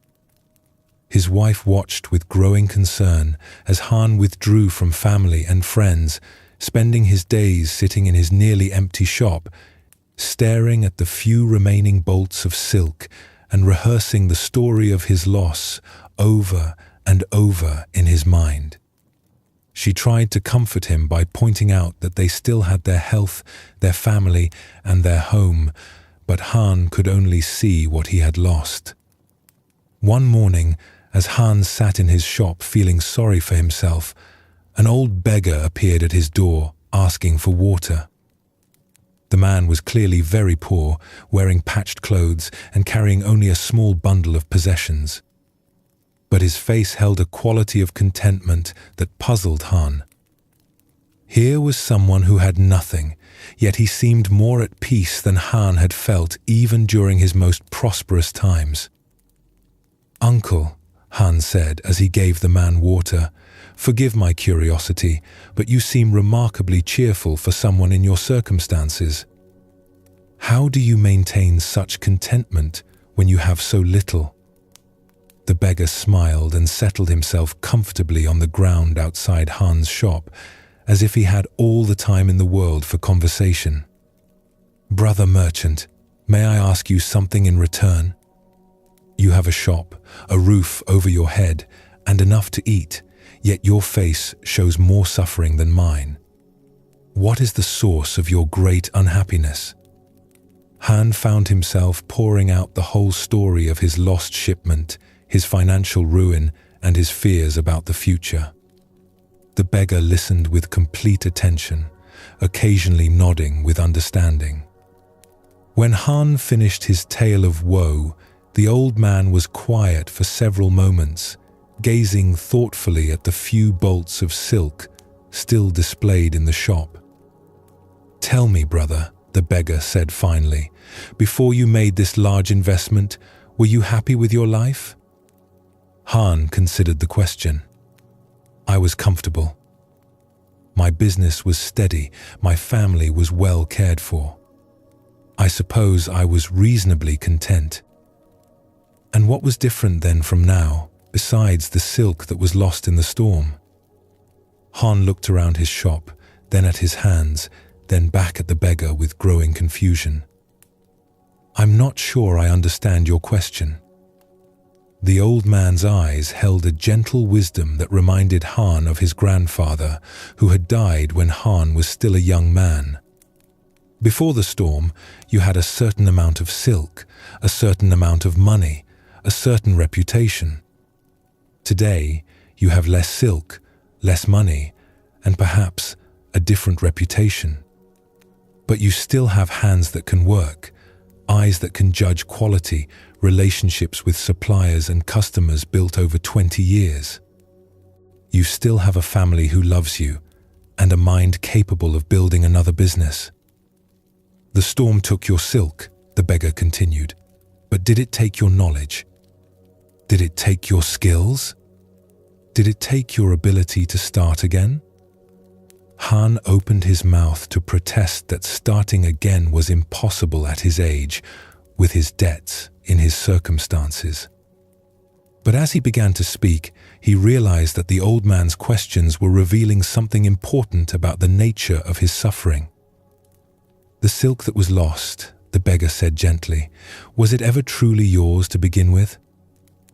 The question struck Han like a physical blow. He had never thought about ownership in these terms. "I paid for it. It was legally mine." "Yes, but did you create the silkworms that produced the threads? Did you grow the mulberry trees that fed them? Did you spin the silk or weave the fabric? Did you control the weather that destroyed it?" Han sat in stunned silence as he began to understand what the old man was pointing toward. "We spend our lives," the beggar continued, "claiming ownership of things that flow through our experience temporarily, like water flowing through our cupped hands. When the water flows onward, as water must, we suffer as if something that truly belonged to us has been stolen. But if we never really owned the water in the first place, then what exactly have we lost? Over the following hours, the beggar helped Han examine his assumptions about success, failure, and the source of happiness. Through patient questioning, he guided Han to see that his suffering was not actually caused by losing the silk, but by his attachment to an identity that depended on external circumstances remaining stable. Before this loss, the old man asked, "When your business was successful, were you truly happy? Or were you constantly worried about maintaining that success?" Han realized with shock that even during his most prosperous times, he had been anxious about losing what he had gained. His success had not brought lasting contentment, but rather a constant fear of failure. The loss of his silk had simply made visible the anxiety that had always been present beneath his apparent prosperity. "Then perhaps," the beggar suggested, "this storm has given you an unexpected gift. It has shown you that the happiness you were seeking through external success was never actually there. Now you have the opportunity to discover a different kind of contentment, one that doesn't depend on circumstances staying the same." The conversation with the beggar marked the beginning of Han's complete transformation. Instead of clinging to his old identity as a successful silk merchant, he began to see himself simply as someone who understood silk and could help connect beautiful fabrics with people who appreciated them. This shift in perspective changed everything about how he approached rebuilding his business. Instead of desperately trying to recover his former status, he started small and focused on serving his customers well without attachment to specific outcomes. Instead of worrying constantly about competition and market conditions, he did his work wholeheartedly and accepted whatever results arose naturally. Gradually, Han's business did recover, but his relationship to success was completely different. When sales were good, he was grateful but not proud. When business was slow, he was patient but not worried.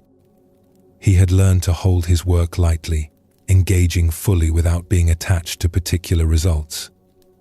Most importantly, Han discovered a quality of inner peace that had nothing to do with external circumstances. Whether his shop was full of the finest silks or nearly empty, whether customers praised him or criticized him, whether his profits were high or low, he maintained an underlying contentment that came from understanding the temporary nature of all conditions. This story points to one of Zen Buddhism's most fundamental insights about the nature of suffering and attachment. The Buddha taught that attachment is the root of all suffering, not because caring about things is wrong, but because clinging to outcomes we cannot control creates inevitable disappointment and anxiety. Han's suffering was not actually caused by the sandstorm that destroyed his silk. Natural disasters happen, business investments sometimes fail, and external circumstances change constantly regardless of our preferences. His real suffering came from having tied his sense of identity and worth to conditions that were inherently unstable and beyond his ultimate control. This is the trap of attachment that Buddhist teaching reveals. We invest our sense of security and happiness in things that are temporary by nature, then experience loss and anxiety when they inevitably change. It's like building a house on shifting sand and then being surprised when the foundation becomes unstable. Material possessions will come and go, circumstances will rise and fall, reputation will shift with the winds of fortune, but the peace that arises from understanding impermanence becomes the one treasure that no external storm can ever destroy. By the shores of a peaceful lake where morning mist rose like incense from the still water, there lived a fisherman named Tao who had practiced his craft for most of his adult life. Each day before dawn, he would push his small wooden boat into the calm water and spend the morning hours casting his nets in the quiet solitude that he had always treasured. For many years, Tao found deep satisfaction in his simple life. His catches were usually adequate to feed his family and sell a few fish in the village market. He knew every curve of the shoreline, every seasonal pattern of the fish, every subtle change in weather that might affect his success.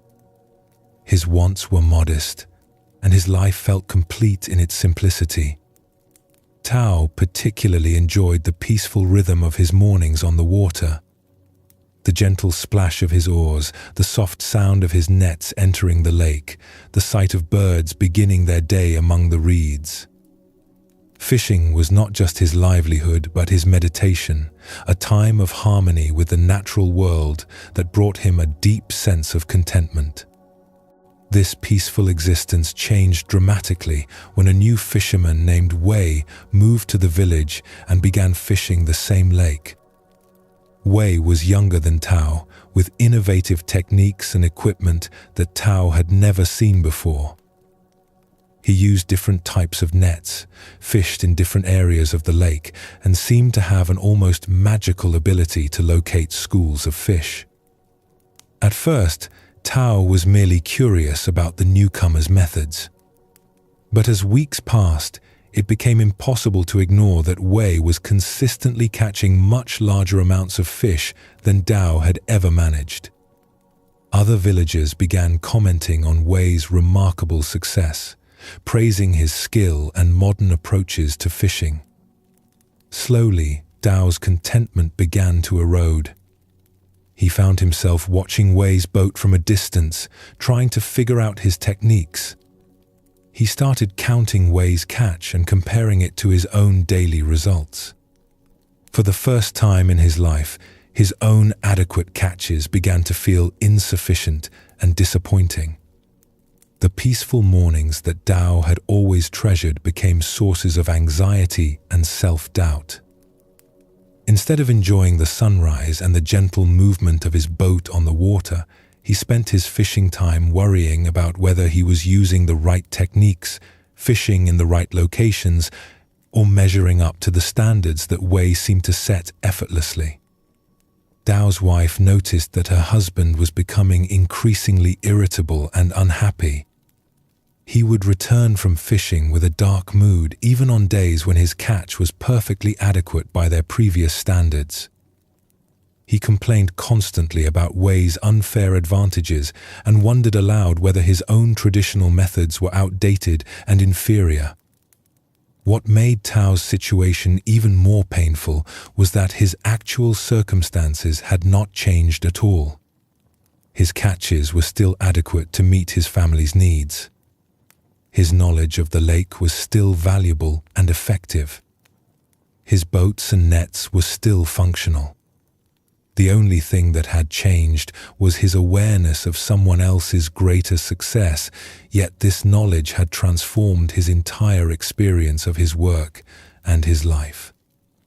The situation reached a crisis point one morning when Tao noticed that Wei was fishing in an area of the lake that Tao had always considered his special spot.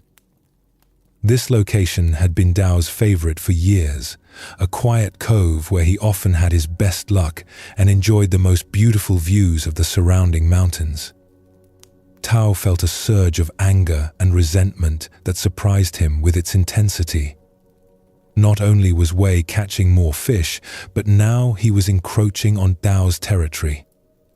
All the peace and joy that Tao had once found in fishing seemed to have been stolen by this younger, more successful competitor. As Tao sat in his boat, seething with frustration and watching Wei cast his nets in the beloved cove, an old hermit who lived in a small hut near the lake shore called out to him from the bank. "Friend Tao," the hermit said, "you seem troubled this morning. The fish have not changed. The lake has not changed. Your boat and nets have not changed.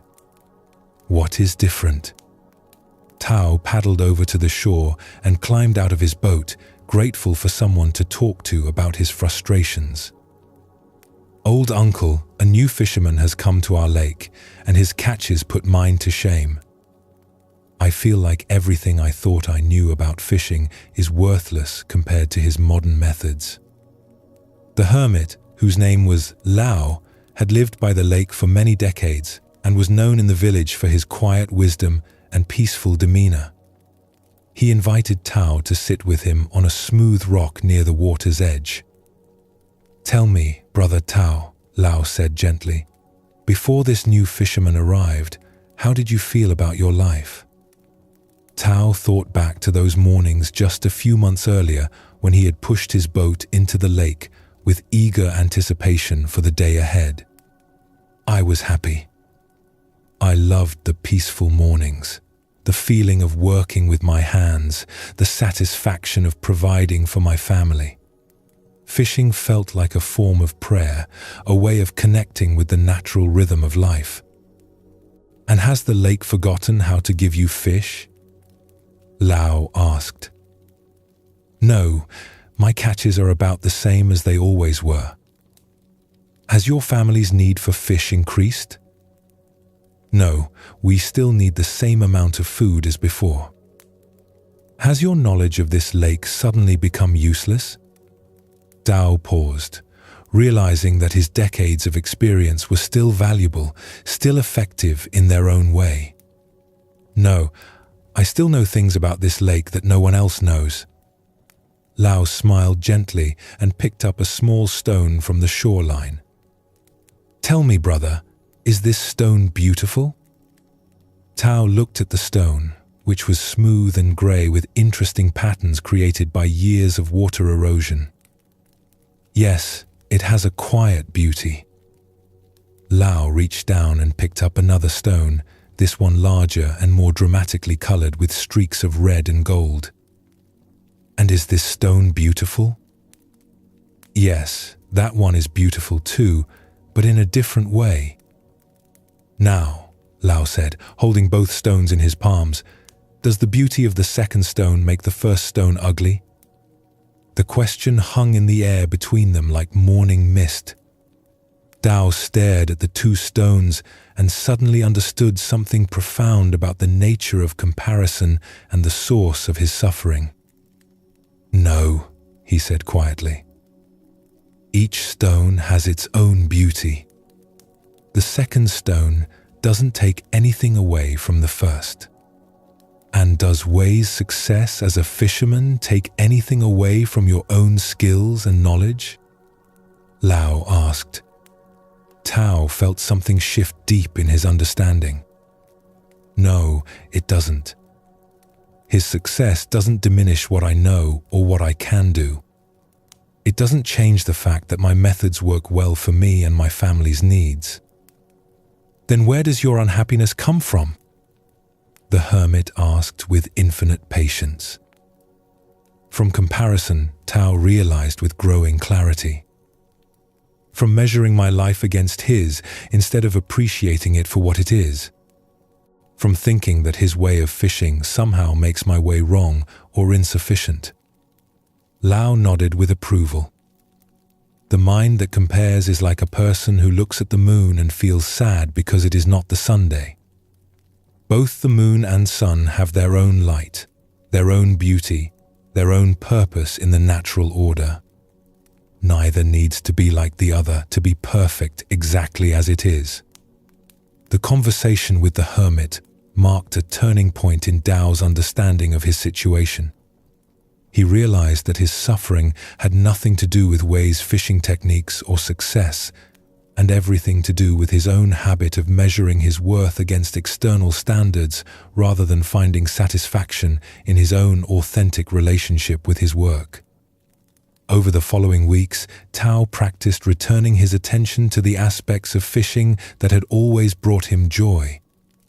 Instead of watching Wei's boat and counting his catches, Tao focused on the feeling of his own boat moving through the water, the satisfaction of his nets filling with fish, the beauty of sunrise over the familiar lake.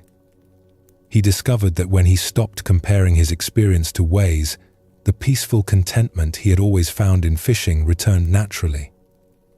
His catches remained adequate for his needs, his family remained well-fed, and his mornings on the lake became once again a source of meditation and connection with the natural world. Most remarkably, when Tao released his resentment and comparison, he found that he could actually appreciate Wei's skills without feeling diminished by them. He even began to enjoy occasional conversations with the younger fishermen, learning some new techniques while sharing his own deep knowledge of the lake's patterns and seasons. Tao's story reveals another crucial aspect of how we create unnecessary suffering through mental habits that seem natural but actually work against our well-being. The Buddha taught extensively about the painful trap of comparison and the way it destroys our ability to appreciate what we actually have. Before Wei arrived, Tao's fishing provided everything he needed: adequate income, peaceful solitude, satisfying work, and a sense of connection with nature. None of these genuine benefits disappeared when Wei began fishing the same lake. But Tao's awareness of someone else's greater success made his own perfectly adequate situation feel insufficient and disappointing. The hermit's teaching about the two stones points to a fundamental truth about the nature of value and beauty. In the natural world, diversity is not competition, but harmony.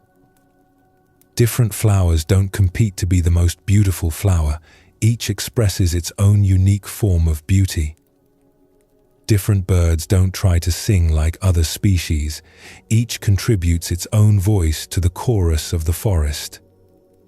The peace that Tao rediscovered came from returning his attention to his own authentic relationship with his work, rather than viewing it through the lens of comparison. This is available to all of us when we remember that our worth is not determined by how we measure against others, but by how fully we engage with our own unique circumstances and opportunities. In Zen practice, this understanding is called just this: the ability to be completely present with our own experience without needing it to be different or better than someone else's experience. In this presence, we discover that the peace we thought we would find through external achievement or competitive advantage is actually available right now through accepting and appreciating what is already here. The illusion of suffering dissolves when we see clearly that pain comes from external circumstances, but suffering comes from our resistance to those circumstances and our attachment to things being different than they are. When we stop feeding the mental habits that create unnecessary suffering, what remains is our natural capacity for contentment, wisdom, and peace that doesn't depend on anything external staying the same. In a quiet valley where cherry trees bloomed each spring like clouds of pink snow, there lived a carpenter named Kenji who had spent 40 years working with his hands to create beautiful and useful things from wood. His workshop was a simple building behind his modest home, filled with tools that he had collected and cared for throughout his long career. Kenji's tools were not the finest or most expensive available. Many had been passed down from his father and grandfather, their wooden handles worn smooth by decades of use. Some he had made himself when he couldn't afford to buy what he needed. Others had been gifts from grateful customers or fellow craftsmen. Each tool carried memories and had its own character, its own perfect purpose in his work. The carpenter took exceptional care of these tools. Each evening after finishing his work, he would clean each saw, plane, and chisel carefully before returning it to its designated place on the workshop walls. He would sharpen blades that had grown dull, oil hinges that had begun to squeak, and repair handles that showed signs of wear. This daily ritual of care was as important to him as the actual woodworking itself. Kenji's approach to his craft was simple and unhurried. He would select each piece of wood carefully, studying its grain and natural character before deciding how it wanted to be shaped. He worked slowly and mindfully, allowing the wood itself to guide many of his decisions about design and construction. His finished pieces were sturdy, elegant, and perfectly suited to their intended purposes. The furniture that emerged from Kenji's workshop had a quality that people immediately recognized but found difficult to describe. His tables and chairs were not ornate or decorated with expensive details, but they felt solid and comfortable in a way that invited people to linger and feel at home.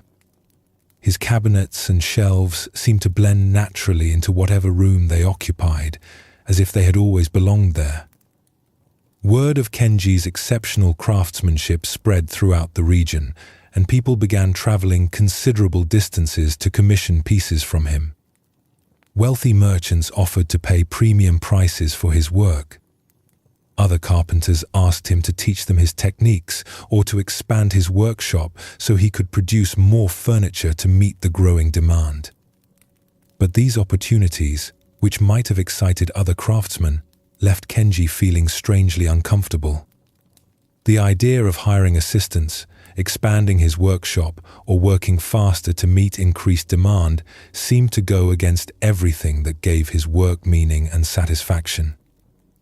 One day, a particularly persistent merchant named Yamamoto visited Kenji's workshop with an elaborate business proposal. He wanted to open a furniture store in the capital city and sell Kenji's work to wealthy customers who would pay extraordinary prices for handmade pieces. "Master Kenji," Yamamoto said enthusiastically as he examined the carpenter's latest completed table, "your talent is being wasted in this small village. I can introduce your work to customers who would pay 10 times what you charge here. You could become the most famous carpenter in the entire kingdom." Kenji listened politely while continuing to work on a simple stool he was making for a neighbor. His hands moved steadily with the plane, creating perfect curls of wood that fell to the floor like golden ribbons. "And what would I do with this fame and wealth?" Kenji asked quietly, not looking up from his work. Yamamoto seemed puzzled by the question. "Why, you could buy the finest tools, the most expensive woods, a larger workshop. You could hire assistants to help with the simpler work while you focus on the most artistic pieces. You could live like the successful craftsman you deserve to be." Kenji set down his plane and picked up the stool, examining it carefully in the afternoon light streaming through his workshop window. The piece was simple and unadorned, made from local wood with joinery that would last for generations. It would serve its owner faithfully for decades, providing sturdy support and quiet beauty in equal measure. "Tell me, friend Yamamoto," Kenji said, "do you see anything lacking in this stool?" The merchant looked at the piece dismissively. "It's well made, I suppose, but it's so plain. With your skills, you could create something much more impressive with elaborate carvings and expensive inlays. Something worthy of a palace."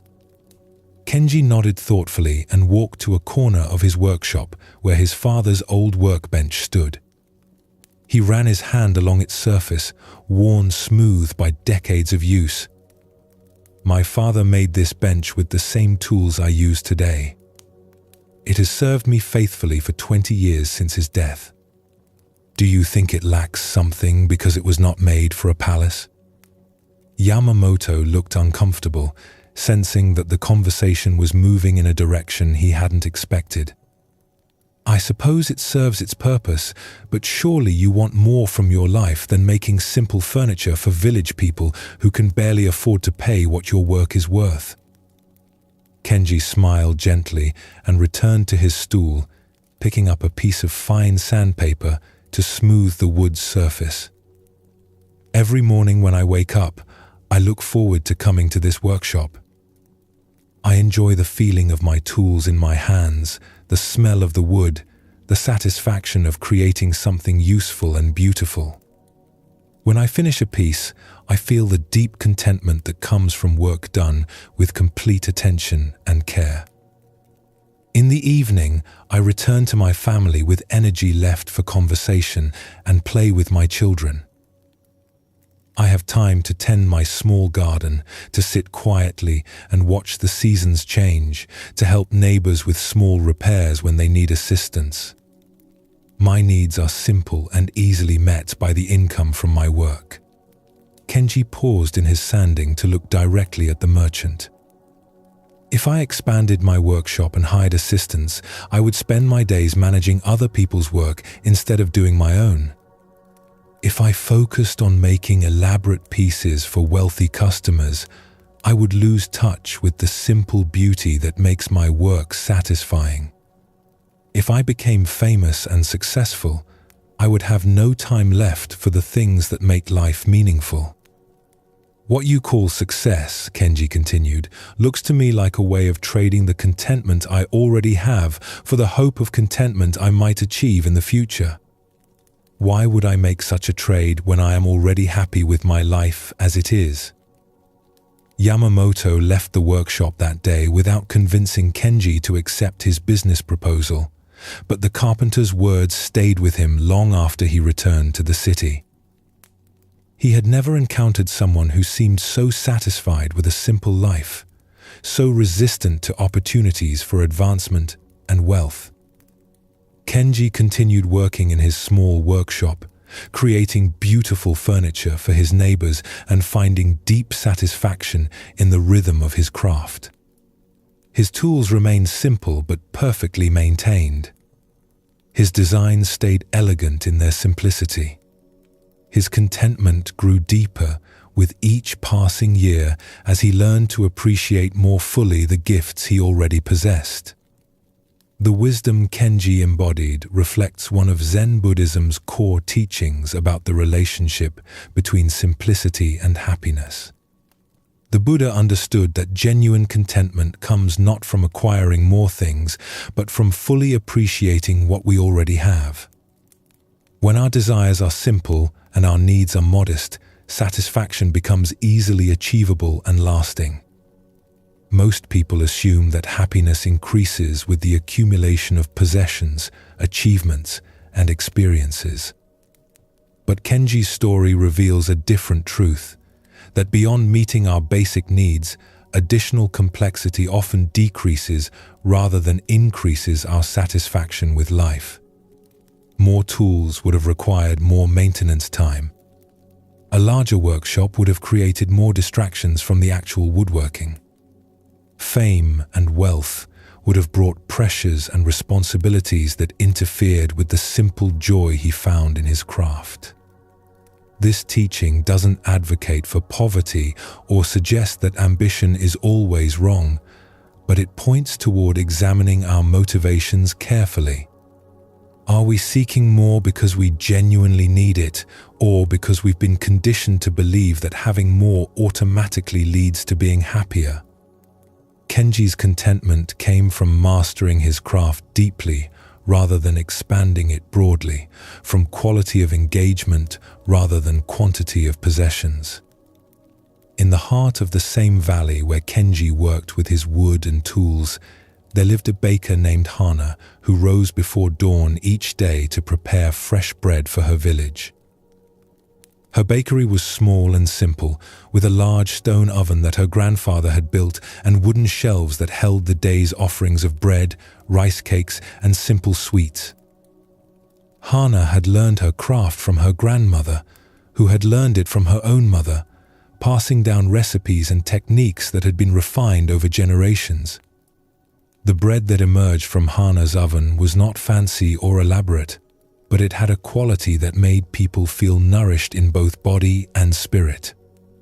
Customers often lingered in her shop, enjoying not just the warmth and aroma of fresh baking, but the sense of peace that seemed to surround Hana as she worked. For many years, Hana found deep satisfaction in her routine. She would rise while the stars were still bright, light her ovens, and begin the familiar process of mixing, kneading, and shaping dough. The rhythmic work of her hands, the transformation of simple ingredients into nourishing food, and the gratitude of her customers created a life that felt complete and meaningful. But as trade routes expanded and brought new influences to the valley, Hana began to encounter ideas that disturbed her previous contentment. Traveling merchants would tell her about bakeries in distant cities that offered dozens of different types of bread and pastries. They described elaborate cakes decorated with sugar flowers, exotic spices from faraway lands, and baking techniques that could create foods she had never imagined. At first, Hana listened to these stories with simple curiosity. But gradually, they began to plant seeds of dissatisfaction in her mind. Her small selection of traditional breads started to seem limited and plain compared to the variety she heard about from other places. Her simple recipes felt ordinary next to the exotic creations described by the merchants. Hana began to wonder if she was missing out on something important by staying with her traditional ways. Perhaps her customers deserved more choices, more sophisticated offerings. Maybe she should be learning new techniques, expanding her repertoire, keeping up with developments in the wider world of baking. These thoughts led Hana to begin experimenting with new recipes and techniques. She tried to recreate some of the elaborate pastries the merchants had described, using ingredients that had to be ordered from distant suppliers at considerable expense. She stayed up late studying written recipes that were far more complex than the simple methods she had learned from her grandmother. The results of these experiments were mixed. Some new items were successful and popular with customers who appreciated the novelty. But many were failures that had to be thrown away, wasting precious ingredients and time. More troubling to Hana was that the joy she had always found in baking began to diminish as her work became more complicated and stressful. The turning point came during a particularly frustrating week when Hana had attempted to create an elaborate celebration cake for a wealthy family's special occasion. The recipe required techniques she had never mastered, ingredients she had never worked with, and decorative skills that took years to develop properly.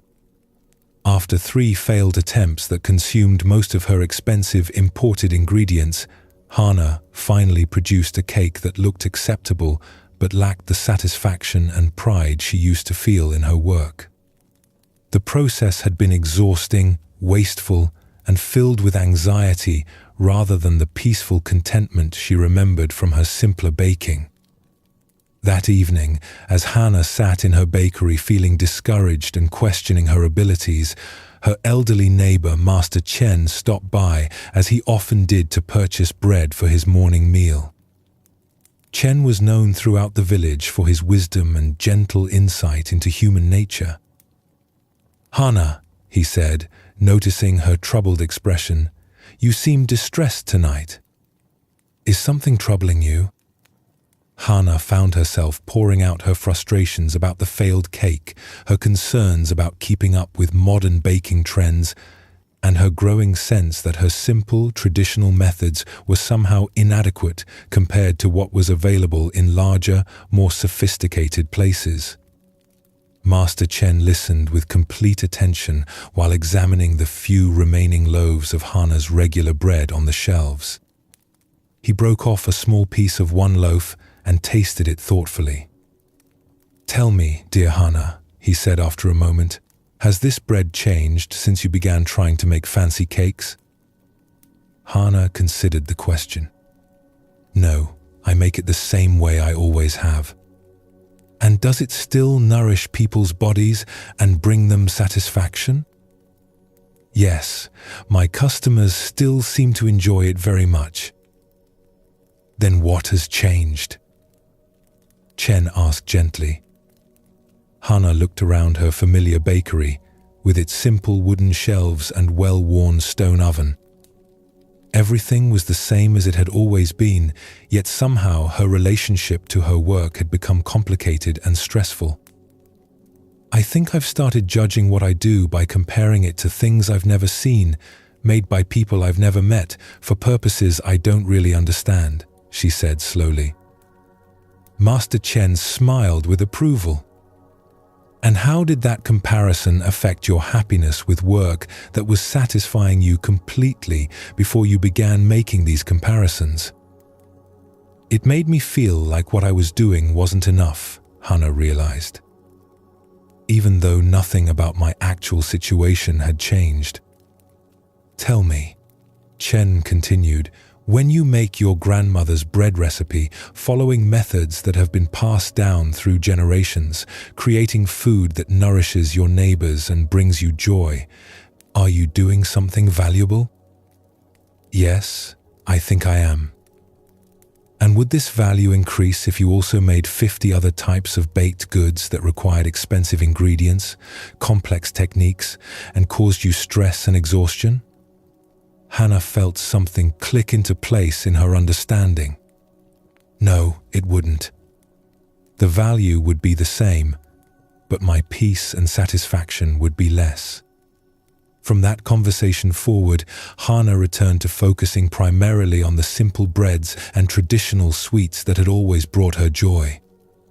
She kept one or two of the new recipes that had worked well and that she genuinely enjoyed making, but she released the pressure to constantly expand and complicate her offerings.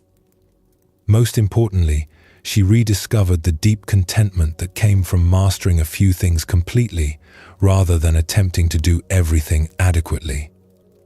Her bread continued to nourish her community, her work continued to provide for her needs, and her days regained the peaceful rhythm that had made baking feel like a form of meditation. These stories illuminate Zen Buddhism's understanding that contentment comes from appreciating what we have, rather than constantly seeking what we lack. Both Kenji and Hannah discovered that complexity and expansion often diminish rather than increase life satisfaction when they come from a sense of inadequacy rather than genuine need or calling. The Buddha taught that desire is natural and necessary for human life, but that we must distinguish between desires that serve our genuine well-being and those that arise from social conditioning or comparison with others. Kenji's desire to create beautiful, useful furniture served both his own fulfillment and his community's needs. Hannah's traditional baking brought her joy and nourished her neighbors. These were desires aligned with their authentic nature and circumstances. But the pressure to expand, acquire more, and keep up with external standards often leads us away from what actually satisfies us toward what we think should satisfy us. This is the trap that Zen practice helps us recognize and avoid. Consider your own relationship with simplicity and complexity. Are there areas of your life where you've added complications that don't actually increase your satisfaction? Perhaps you've accumulated possessions that require more time to maintain than joy to own. Maybe you've taken on commitments that seem impressive but leave you feeling scattered and exhausted. Or you might have adopted standards for yourself based on what others are doing rather than what genuinely serves your own well-being. The path of simplicity that these teachings point toward is not about deprivation or rejecting all ambition, but about choosing consciously based on what actually nourishes your life rather than what you think you should want. When we align our choices with our authentic values and needs, we often discover that less can indeed be more, and that contentment comes not from having everything we might want, but from deeply appreciating what we choose to have. This wisdom offers profound relief in a culture that constantly encourages more consuming, more achieving, more complexity. The deep peace of Zen Buddhism includes the understanding that satisfaction is available right now through fully engaging with our present circumstances rather than constantly reaching for something different or additional. Both Kenji and Hannah found that their simple lives contained everything necessary for happiness: meaningful work, adequate resources, genuine relationships, and the time and energy to appreciate these gifts fully. This same contentment is available to anyone willing to examine their true needs honestly and choose simplicity over complication when complexity serves no authentic purpose. In a mountain village where terraced fields climbed the steep hillsides like green staircases, there lived an engineer named Rio who had been commissioned by the regional governor to build a bridge across the deep gorge that separated the village from the main trading routes. This bridge was essential for the community's survival, as it would allow merchants to bring goods directly to the village and farmers to transport their harvests to larger markets. Rio was known throughout the region for his technical skills and innovative designs. He had built numerous bridges, roads, and irrigation systems that were both functional and beautiful. The governor had specifically chosen him for this challenging project because of his reputation for solving difficult engineering problems with creative solutions. The gorge that needed to be spanned was particularly challenging. It was nearly 200 feet wide and over 100 feet deep, with steep rocky walls that made construction extremely difficult. The seasonal river at the bottom would swell to dangerous levels during the spring melts, requiring the bridge to be built high enough to avoid flood damage. Rio spent several weeks studying the site, measuring distances, testing soil conditions, and designing a bridge that would be both safe and economical. His plans called for an elegant stone arch supported by carefully engineered abutments on each side of the gorge. The design was technically sound and would create a structure that could last for centuries. Construction began in early spring with a crew of skilled stonemasons and laborers from surrounding villages. The work was difficult and dangerous, requiring workers to be lowered into the gorge on ropes to build the supporting foundations. Progress was slow but steady, and Rio felt confident that the bridge would be completed before the autumn trading season. But 3 months into the construction, a serious problem arose. One of the workers, a young man named Kato, who was the primary support for his elderly parents and younger siblings, fell from the scaffolding and was seriously injured. The accident was no one's fault, simply one of the risks inherent in such dangerous work, but it left Kato unable to work for many months and his family without income. According to the construction contract that Rio had signed with the governor, injured workers would receive basic medical care, but there was no provision for ongoing support of their families during recovery periods. This was standard practice for such projects, and Rio had never questioned it before. His responsibility was to build the bridge safely, efficiently, and within budget, not to provide social services for the workers. But as Rio watched Kato's family struggle with their sudden financial hardship, he felt increasingly uncomfortable with simply following the contract terms. Kato had been a reliable, careful worker who had been injured while contributing to a project that would benefit the entire community. It seemed wrong that he and his family should suffer while Rio continued to receive his substantial engineering fees. The other workers were also affected by their colleagues' situation. They continued to work, but Rio noticed that their enthusiasm had diminished and their attention seemed divided between their tasks and their concern for Kato's family. The accident had created an atmosphere of anxiety that affected everyone's performance and morale. Rio found himself facing a dilemma he had never encountered before. His engineering training had taught him to solve technical problems with logical analysis and systematic approaches. But this was a human problem that couldn't be solved with calculations or construction techniques. The contract clearly defined his legal obligations, but following it strictly seemed to ignore his moral obligations to the people whose work was making his project possible. After struggling with this situation for several days, Rio decided to seek advice from Master Tanaka, an elderly monk who lived in a small temple near the construction site. Tanaka was known for his practical wisdom and his ability to help people navigate difficult, ethical situations. Ryo found the old monk tending a small garden behind his temple, carefully watering vegetables that would provide food for his simple meals.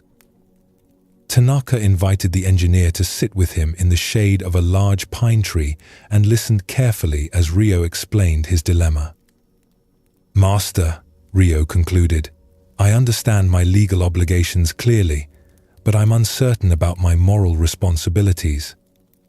Should I focus on completing the bridge according to contract terms, or should I find ways to help Kato's family even though it's not technically required?"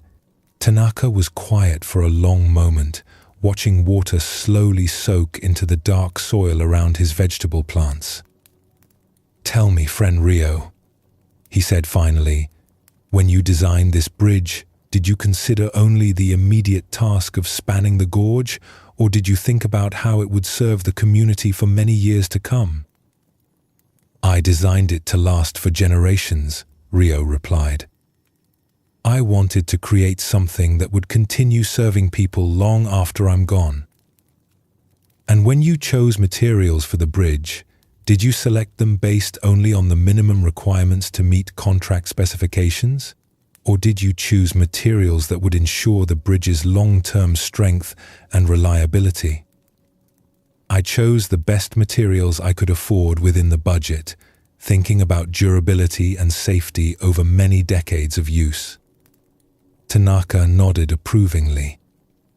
"So even in technical matters, you consider consequences beyond the immediate requirements. You think about the broader impact of your work and the long-term well-being of the people who will depend on what you create." Ryo began to see where the monk's questions were leading. "Yes, that's always been my approach to engineering." "Then why would you approach the human aspects of your work any differently?" Tanaka asked gently. "If you build a bridge that will last for generations, but create it in a way that damages the community's trust, causes unnecessary suffering, or ignores the well-being of the people who helped build it, have you really created something beneficial for the long term?" The old monk gestured toward his garden, where different plants grew together in carefully planned arrangements. "When I plant vegetables, I don't think only about this season's harvest. I consider how each plant affects the soil, how they work together to create a healthy growing environment, how my choices today will influence next year's garden. The immediate harvest is important, but it's part of a larger pattern of care and responsibility." "Your bridge project is similar," Tanaka continued. "The technical construction is important, but it exists within a web of human relationships and community needs. When you care for that web, you strengthen not just the current project, but the foundation for future cooperation and trust." That evening, Ryo made a decision that went beyond his contractual obligations. He arranged for a portion of his engineering fees to be set aside to support Kato's family during his recovery period. He also worked with the other workers to create a fund that would provide assistance to anyone else who might be injured during the remaining construction. More importantly, Ryo began to approach the entire project differently. Instead of viewing himself simply as a technical expert hired to complete a specific task, he began to see himself as a member of the community working with others toward a shared goal. He started eating his meals with the workers rather than alone, listening to their concerns and ideas, and involving them more directly in problem-solving when construction challenges arose. This shift in approach had unexpected benefits. The workers, feeling more respected and cared for, began to take greater pride in their work. They started offering suggestions for improvements based on their hands-on experience with the construction process. Several innovations emerged from these conversations that made the bridge both stronger and more beautiful than Ryo's original design.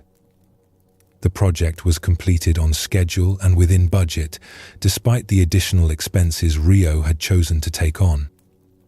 But more importantly, it was completed in a way that strengthened the community rather than simply providing them with infrastructure. The bridge became not just a means of crossing the gorge, but a symbol of cooperation and mutual care that influenced how the villagers approached future community projects.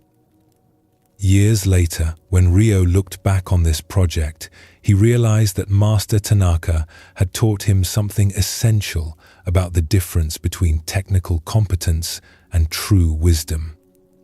Technical skills could solve immediate problems, but wisdom considered the broader implications of how problems were solved. Competence focused on meeting requirements, while wisdom asked what kind of world was being created through the process of meeting those requirements. This story points to Zen Buddhism's understanding that wisdom is not just about knowing what is right, but about acting skillfully in the complex situations where abstract principles meet practical realities. The Buddha taught that right action emerges naturally when we see clearly the interconnected nature of all our choices and their effects on the web of life around us. Rio's transformation shows how genuine wisdom considers not just immediate goals, but their broader impact on the community and relationships involved. His technical knowledge was valuable, but it became truly beneficial only when combined with compassionate understanding of how his choices affected others. Consider situations in your own life where you might be focusing narrowly on immediate objectives while missing the broader human context. True wisdom in action means looking beyond what we're required to do toward what serves the highest good of all involved. In the same mountain region where Ryo built his bridge, there lived a tea master named Sato who had devoted 20 years to perfecting the ancient art of the tea ceremony. Her small tea house was hidden among bamboo groves near a crystal stream, and students would travel from distant provinces to learn the precise movements, careful timing, and meditative awareness that characterized her teaching. Sato had studied under some of the most respected tea masters in the country, learning not just the external forms of the ceremony, but its deeper spiritual significance. Every aspect of the tea preparation, from the arrangement of utensils to the sequence of movements, was designed to cultivate presence, respect, and harmony between host and guests. The tea house itself reflected Sato's attention to detail and aesthetic sensitivity. The simple wooden structure was positioned to capture views of the surrounding forest while maintaining intimacy and quietude. Inside, tatami mats created clean geometric patterns on the floor, and a small alcove held seasonal flowers arranged with subtle artistry. Each tea utensil had been chosen for its beauty and appropriateness to the ceremony.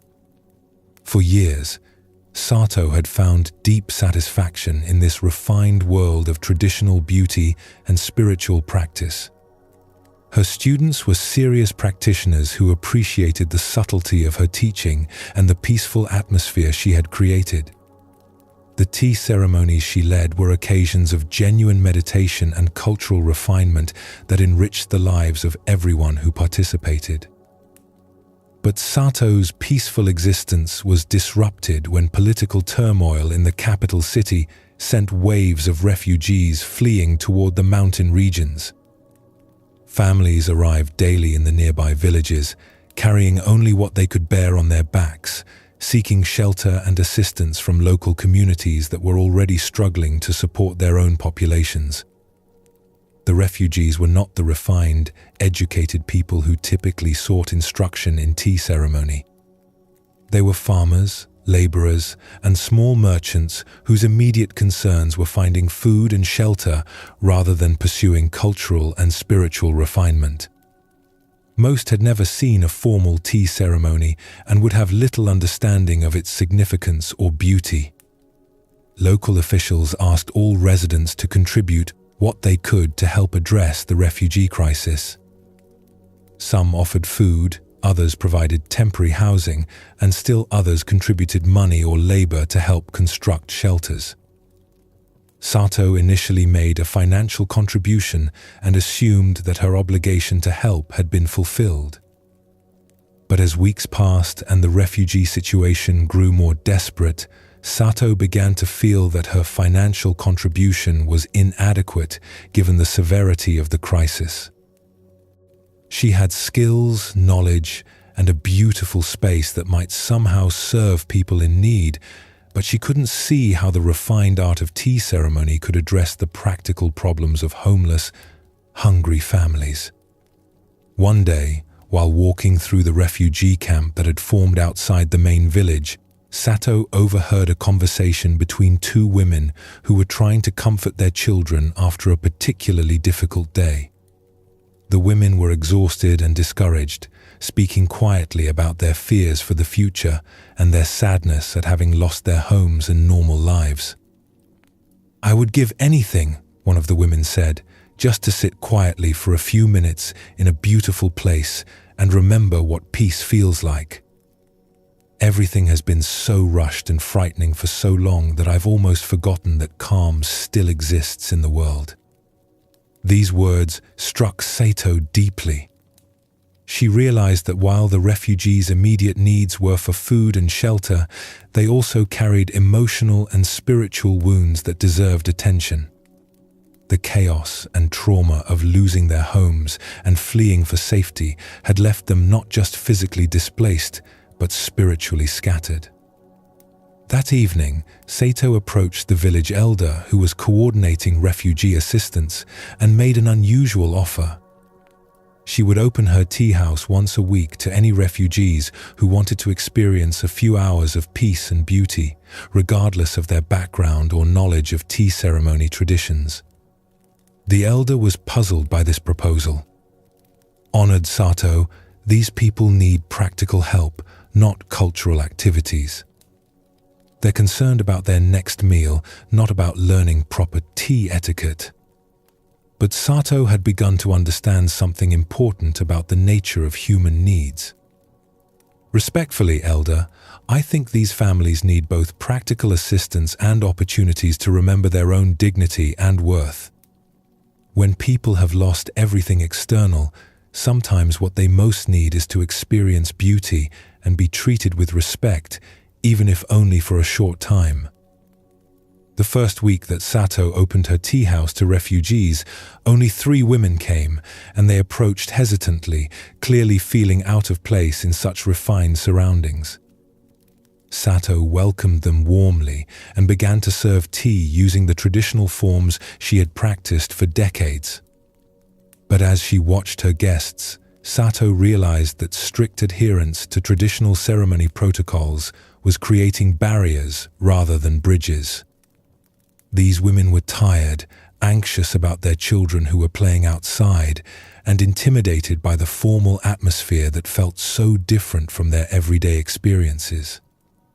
In that moment, Sato made a decision that would have shocked her traditional teachers. She set aside the elaborate ceremonial procedures and simply focused on creating a warm, welcoming environment where her guests could rest and feel cared for. She served tea in a simple, genuine way, encouraging conversation rather than maintaining the meditative silence typically observed during formal ceremonies. The change was immediate and remarkable. The women began to relax, sharing stories about their lives before the displacement and their hopes for the future. They helped each other serve tea and arrange flowers, finding in these simple activities a sense of normalcy and connection that they had lost during their difficult journey.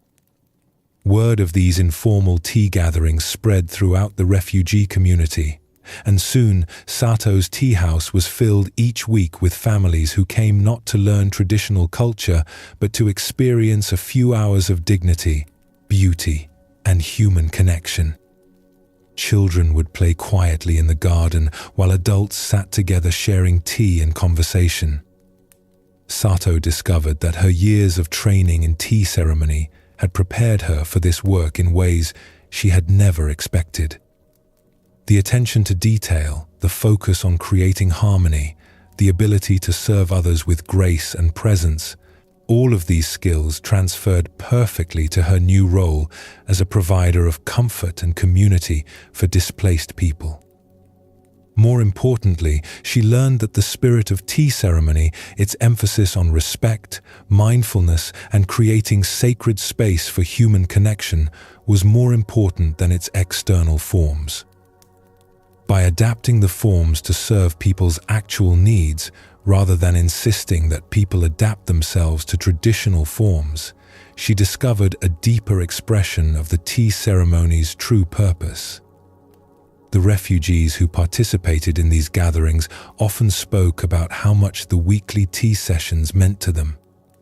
It wasn't just the rest and refreshment, though those were valuable. It was the experience of being treated as honored guests rather than charity cases, of sitting in beauty rather than surrounded by the makeshift accommodations of the refugee camp, of remembering their own capacity for appreciation and connection despite their difficult circumstances. Sato's approach to serving the refugees illustrates a crucial aspect of wisdom in action that Zen Buddhism emphasizes: the ability to adapt means while preserving essence. True wisdom doesn't cling rigidly to established forms, but finds creative ways to serve the deeper purposes those forms were designed to accomplish. The Buddha taught that compassion must be skillful to be genuinely helpful. Good intentions alone are not enough. Wisdom is needed to find approaches that actually address people's real needs rather than our assumptions about what they need. Sato's willingness to modify traditional tea ceremony protocols allowed her to serve the refugees' deeper need for dignity and peace. This kind of flexible wisdom appears throughout daily life when we learn to focus on underlying purposes rather than surface methods. A parent might need to adapt their communication style to reach a troubled teenager while maintaining their core commitment to the child's well-being. A teacher might modify lesson plans to serve students' learning needs while preserving essential educational goals. The key insight is that forms serve life, not the other way around. When we understand the spirit behind our traditions, practices, and commitments, we can find creative ways to honor that spirit even when external circumstances require different approaches. This flexibility, guided by wisdom and compassion, allows our actions to remain truly beneficial regardless of changing conditions. Both Ryo and Sato discovered that genuine wisdom in action requires looking beyond narrow definitions of roles and responsibilities towards serving the larger good. Their technical skills and traditional training became most valuable when applied with understanding of the broader human context in which they worked. This is the essence of how Zen Buddhism approaches the translation of understanding into action. Not through rigid rules or prescribed behaviors, but through cultivating the wisdom to respond appropriately to each unique situation. When our actions emerge from this kind of flexible wisdom, they naturally serve both our own well-being and the good of others, creating the harmony and peace that these teachings ultimately point toward. In a valley where cherry blossoms fell like snow each spring, there lived an old mirror maker named Akira who had spent 40 years perfecting his craft. His workshop was filled with mirrors of every size and shape, each polished to flawless clarity and mounted in frames of carved wood and precious metals. People came from distant provinces to purchase Akira's mirrors, knowing that they reflected images with perfect accuracy and stunning beauty. But despite a lifetime of creating mirrors that revealed truth without distortion, Akira had never looked deeply into any of them himself. His focus had always been on the technical aspects of his craft, the precise grinding of glass, the perfect application of silver backing, the careful polishing that eliminated every flaw and imperfection. He had become a master of creating perfect reflection while avoiding the experience of reflection itself. This avoidance was not accidental. As a young man, Akira had developed a deep discomfort with his own appearance and gradually extended this discomfort into a general reluctance to examine himself too closely. He preferred to focus on external tasks, measurable skills, and the creation of beautiful objects rather than confronting whatever he might discover through honest self-reflection.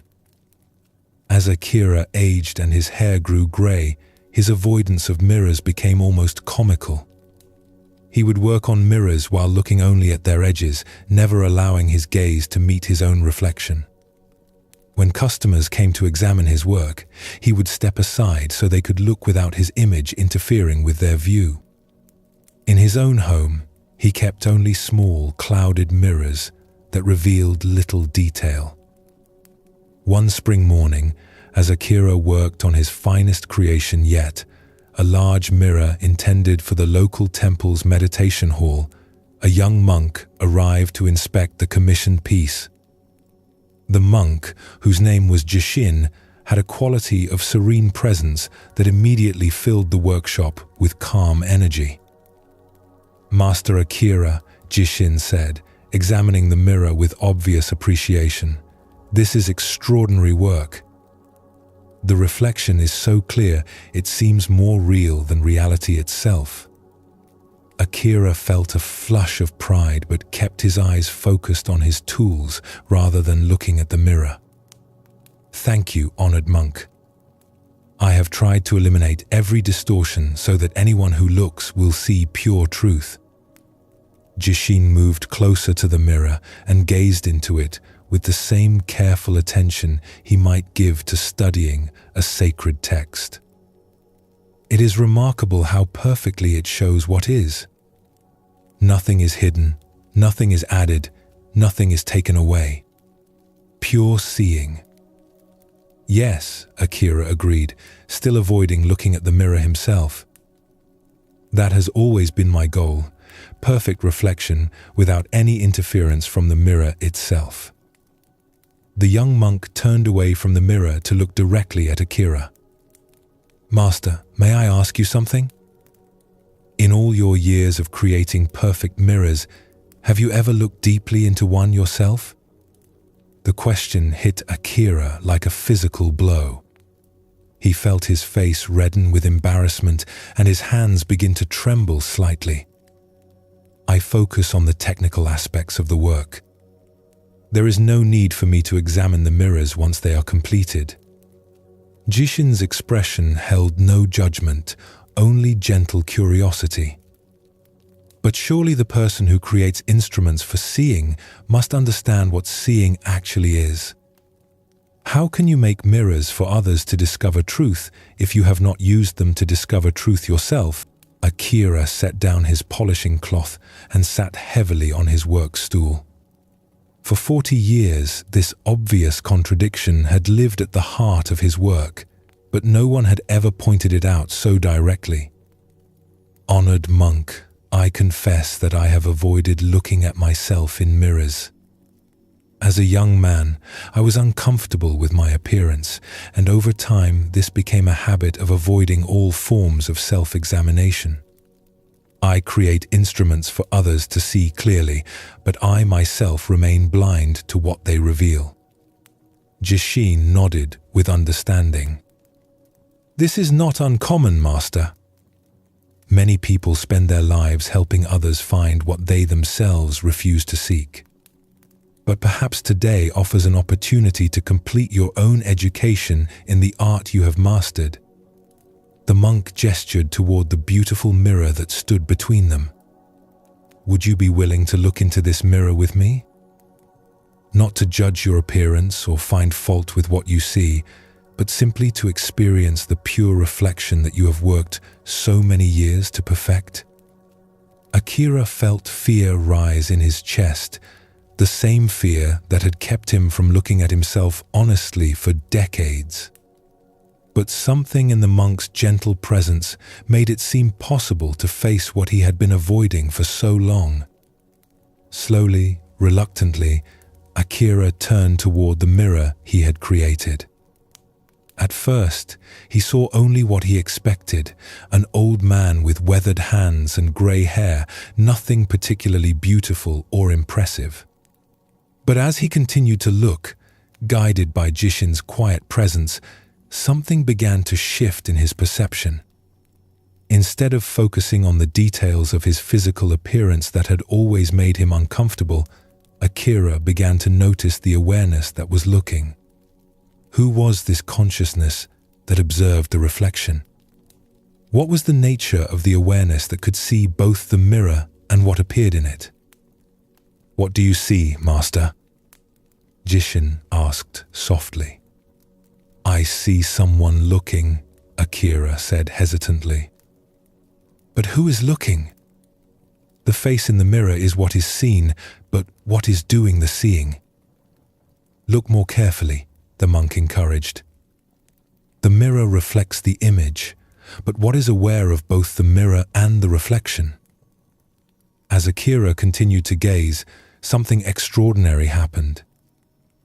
The boundaries between seer and seen, between the mirror and what it reflected, between Akira and his image, began to dissolve.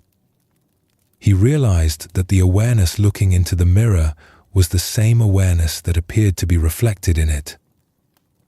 "The mirror shows my face," Akira whispered, "but I am not the face. I am what sees the face. I am the awareness in which both the mirror and the reflection appear." Jishin smiled with deep satisfaction. "Now you understand what your mirrors have been teaching all along. They show that forms appear and disappear, but the awareness that perceives all forms remains unchanged.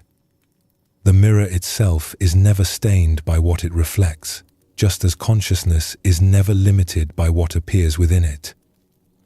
In that moment of recognition, 40 years of self-avoidance dissolved like morning mist. Akira saw that what he had been afraid to look at, his true nature, was not the changing form that appeared in mirrors, but the unchanging awareness that was capable of seeing all forms. From that day forward, Akira's relationship with his work was completely transformed.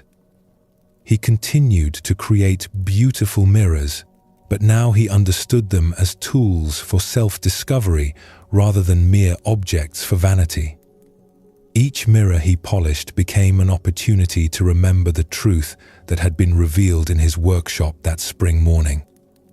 When customers came to purchase mirrors, Akira would often share with them the deeper purpose these instruments could serve. "This mirror will show you many things," he would say, "but its greatest gift is to help you recognize the awareness that sees all things." These stories bring us to the heart of Zen Buddhism's ultimate teaching, that what we seek through all our spiritual practices and life experiences is not something foreign to our nature, but the recognition of what we have always been. The mapmaker's perfect path and the mirror maker's clear reflection both point to the same truth, that consciousness itself is the destination of all seeking and the source of all peace. The Buddha spent years in spiritual practice, trying various methods and following different teachers, before recognizing that enlightenment was not a state to be achieved, but his own true nature to be acknowledged. This recognition doesn't come through accumulating more experiences or finding better techniques, but through the simple willingness to stop seeking long enough to notice what has been present all along. Both Daisuke and Akira had to exhaust their patterns of avoidance before they could receive the teaching that was always available.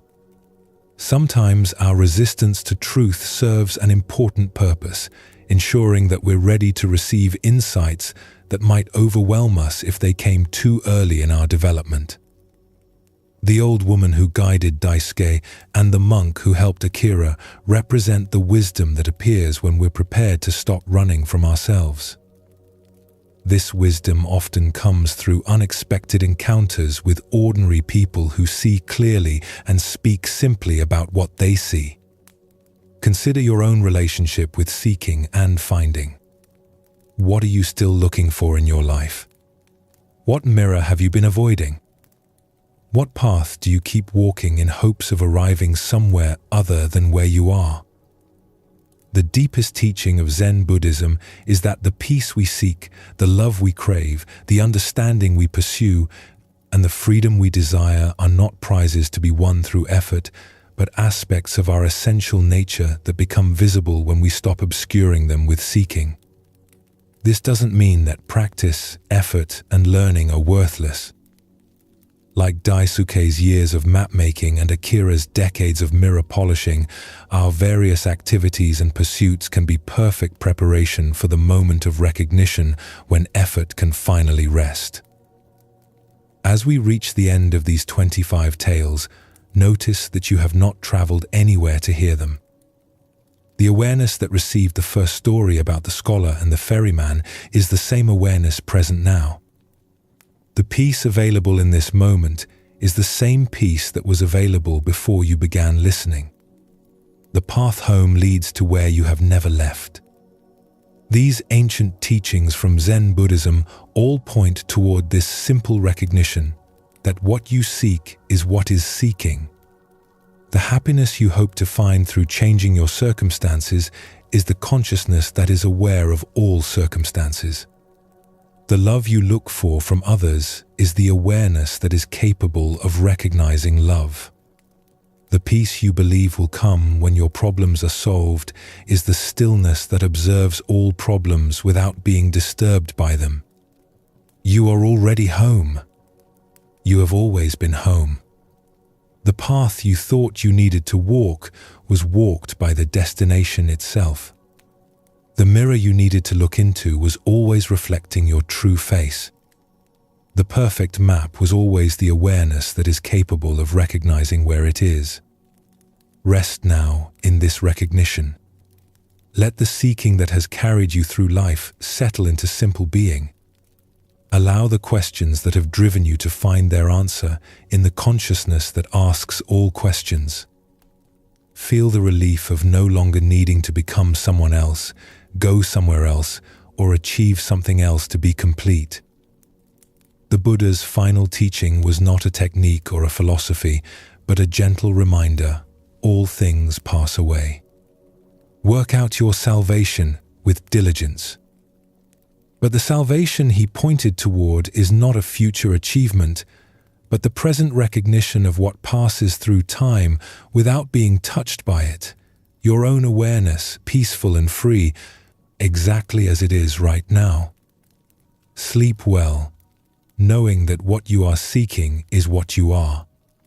Dream peacefully, remembering that the consciousness that dreams is the same consciousness that seeks. Wake tomorrow with the understanding that every day is a new opportunity to recognize what has never been absent, what has never needed to be found, what has always been perfectly present as your own true nature. The path is complete when you realize there was never anywhere to go. The journey ends where it began, in the timeless awareness that has been reading these words, listening to these teachings, and recognizing itself in every story of awakening ever told. This is the ultimate teaching of Zen Buddhism, that enlightenment is not a distant goal, but your present reality, obscured only by the belief that it could be somewhere else. Every master who ever awakened discovered the same truth, not that they had become something new, but that they had stopped pretending to be something other than what they always were. The Buddha's great insight under the Bodhi tree was not an acquisition, but a recognition, not an achievement, but a homecoming to his original nature. In the tradition of these teachings, each story you have heard tonight carries the same invitation: to stop seeking and start seeing, to cease becoming and rest in being. The scholar learned that peace was not in his books, but in the awareness reading them. The weaver discovered that her true nature was not the identity she protected, but the consciousness in which all identities arise. Each tale has been a mirror reflecting back your own deepest truth, dressed in the clothes of ancient wisdom, but speaking directly to the timeless awareness you are. The great gift of Zen Buddhism is its radical simplicity. It asks nothing of you except that you stop asking. It requires no special knowledge, no particular beliefs, no complex practices, only the willingness to recognize what is already perfectly present. Like the moon's reflection appearing effortlessly in still water, your true nature reveals itself naturally when the mind's restless seeking comes to rest. Sleep well, and thank you for joining us here at Sleepy Monk.